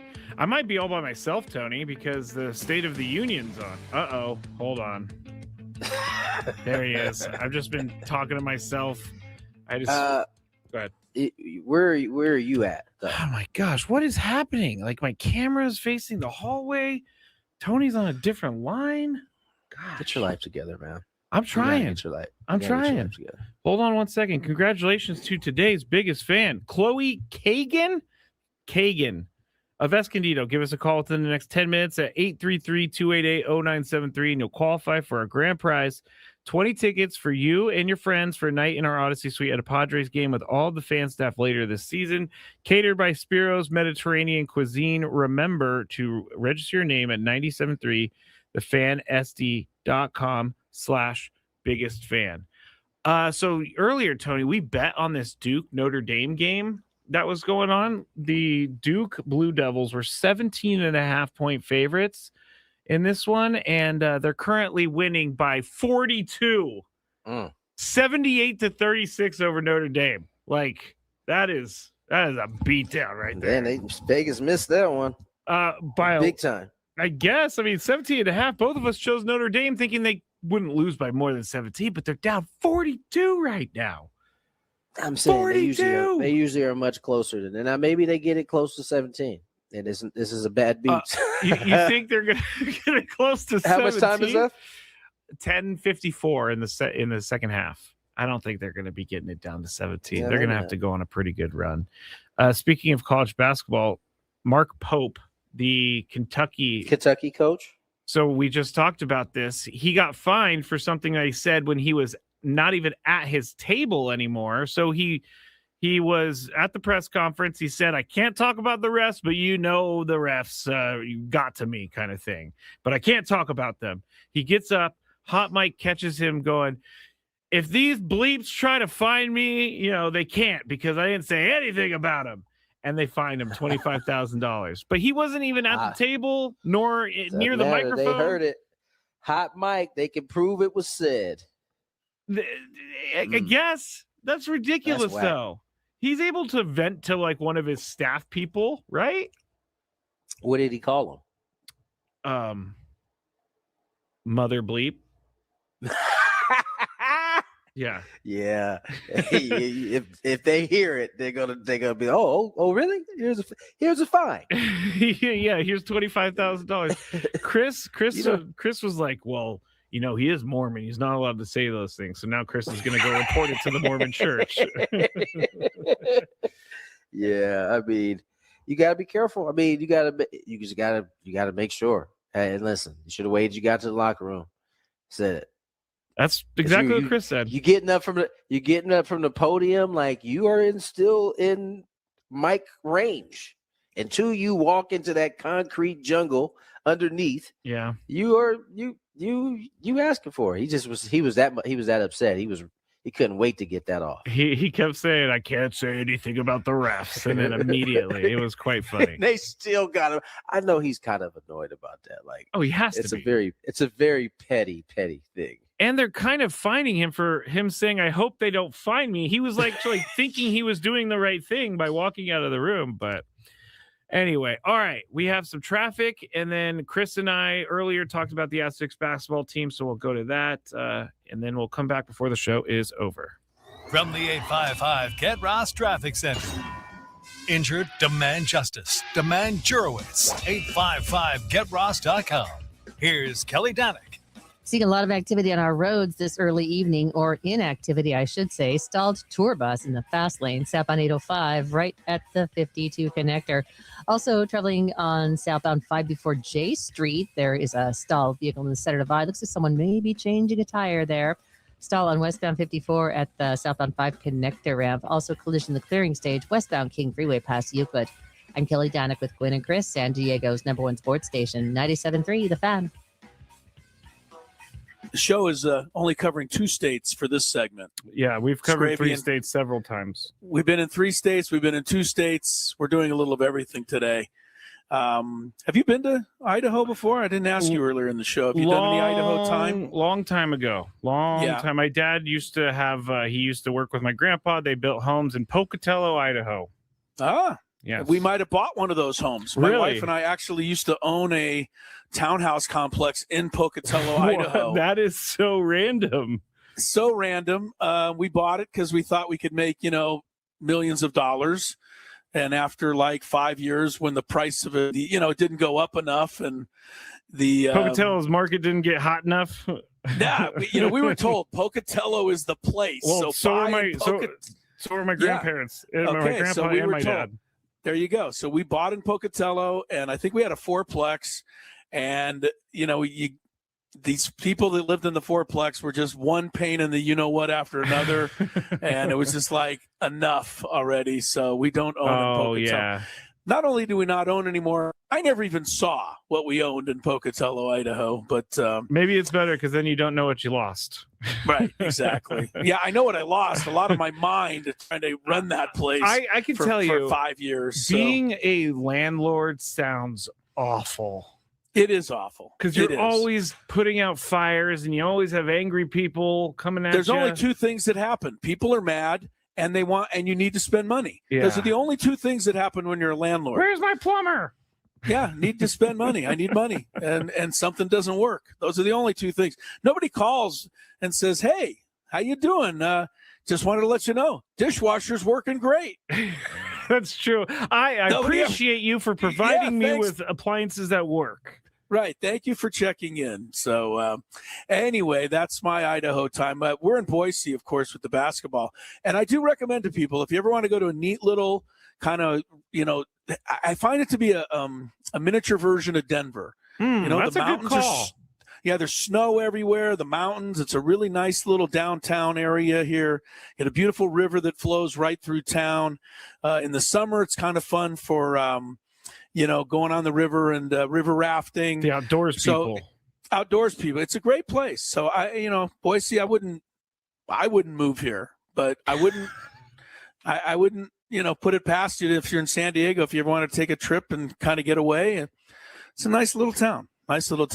All right, man. Yesterday we were we need to get on the tourism board for Waco, and now we're getting on the tourism board for Boise. We didn't help Waco out any at all. No, we kept telling people that it was nice now, so we were helping them. No, we didn't tell them that it was nice. People were sending us messages saying it's much nicer. Yeah. But get on that sales team, tourism boards in those cities. Yeah, come to Boise, you'll love it. And when you come here, don't forget it's not Boise. Yes. It's Boise. Yeah. And if you pronounce it right, they love you here. Mm-hmm. Like it gives you a big step in when you get it right. So it's like Louisville. It's not Louisville. It's Louisville. Right. Louisville. It's one syllable. Louisville. Yeah. It is a weird way of pronouncing it anyway. It is. Aztec basketball. I'm here for the women's team, but we've been talking about the men's team the last couple of days. And we had Ziegler on yesterday. And I thought Mark brought up a lot of interesting points about, the way the NIL is now, and kids are more than ever, potentially concerned with their own well-being as opposed to being concerned about the team and, maybe not sacrificing for the good of the wins and losses when it, comes to getting the kind of stats they want to get.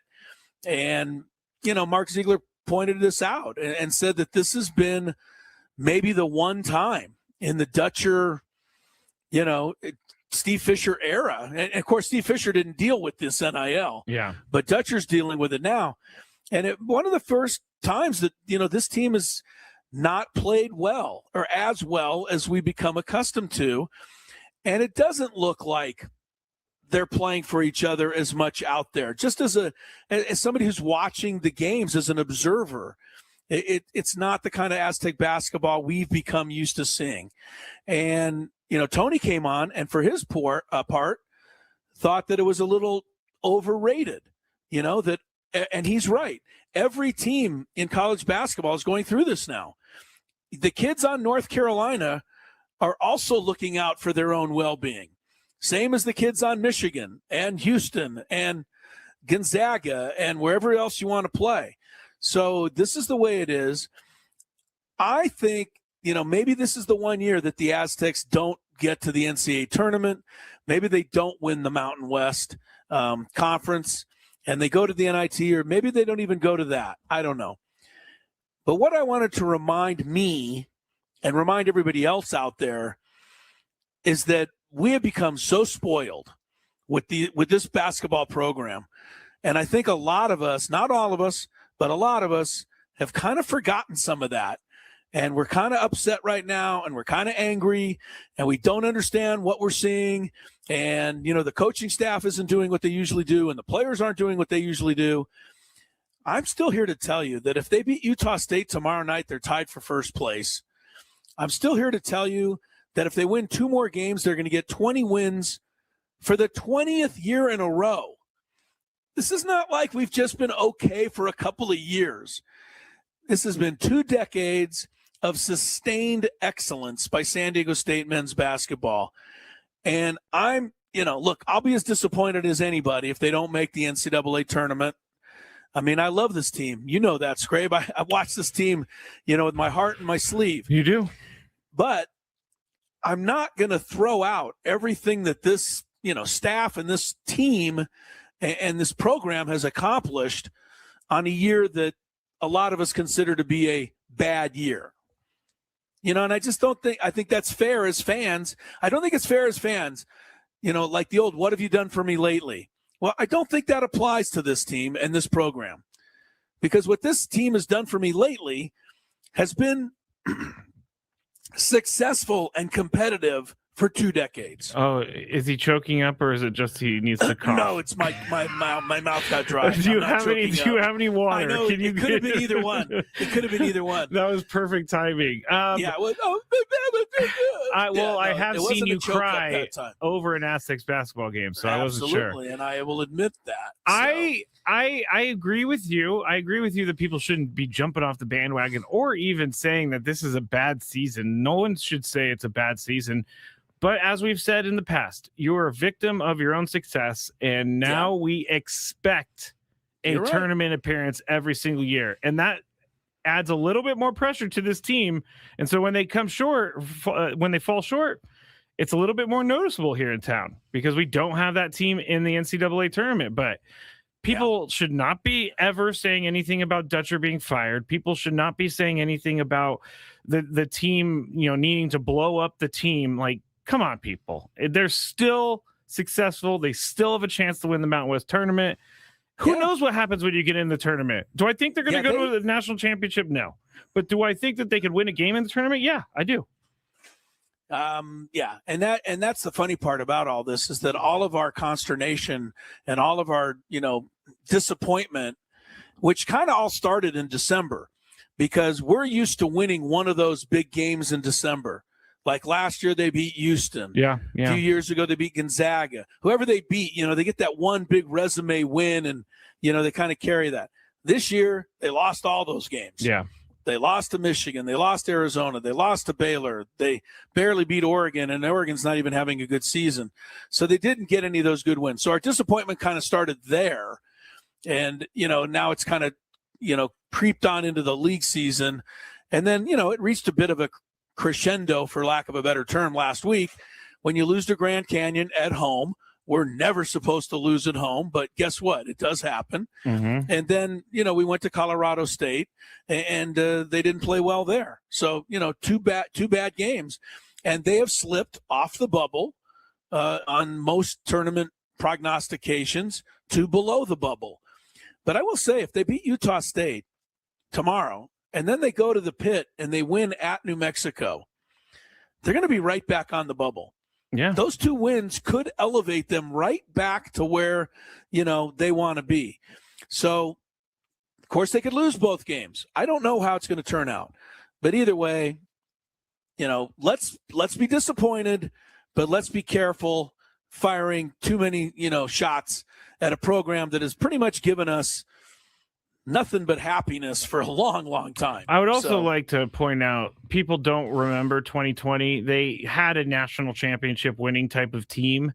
And if they win the national championship, are we even, we do care, but it's a little bit, we're like, I don't even know what that would have done to the program, but it would have done great things for the program. And but I don't even know if they won that national championship. Then 3 years later, would they have still gone back to the finals?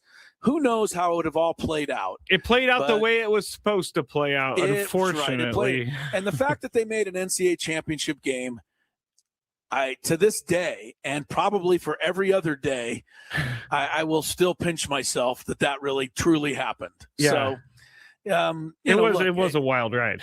it was a crazy. It was really crazy. So as we like to say on this show, Skraby, those things never happen to us. They happen to some other guy or some other team, or some other fans. Yeah. But for once, like Loyola of Chicago or something, they've gotten it way too many times. How did they get to the final? George Washington, VCU. Right. Yeah, we'll never make the Final Four, but Loyola of Chicago made it. Yeah. Well, guess what? We also made it too. So, all right, Aztecs, Utah State tomorrow night. That's the next one up. And we'll see if, who knows? It's not too late to turn the season back on its head the other way. That's right, Chris. It's not too late to turn this season back the other way. And if they make the tournament, I know everybody's going to cheer for them. So I don't have any questions about that. Tony is off. He has gone to dinner, and I was nice enough to let him go. Everybody remind him that I was nice, and I said, okay, it's okay, Tony. You can take off the final minute and a half of the show so you can go to dinner. But that's where he is. Chris is in Boise. Chris will join us tomorrow. The update on the Duke Notre Dame game, which is insane. It's now 94-48. Duke over Notre Dame. So this is not even a game. It's just a complete and utter blowout.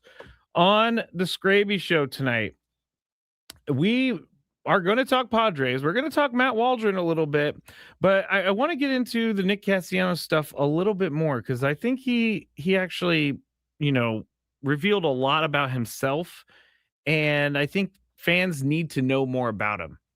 That's the biggest question I get. Is he going to be bad for the clubhouse? My answer is I don't think so, but you never know. But after you hear from him and you hear some of the things he's been saying to the guys, I don't know that he's going to be a bad guy in the clubhouse. But that is the question I'm getting out there. So, all right. We are going to hit the music right about now. And Skraby Show is going to be back with you in about 5 minutes. Again, we're going to talk Nick Castellanos. We got a daily gripe. We got a lot going on. So stick with us here on 97.3 The Fan.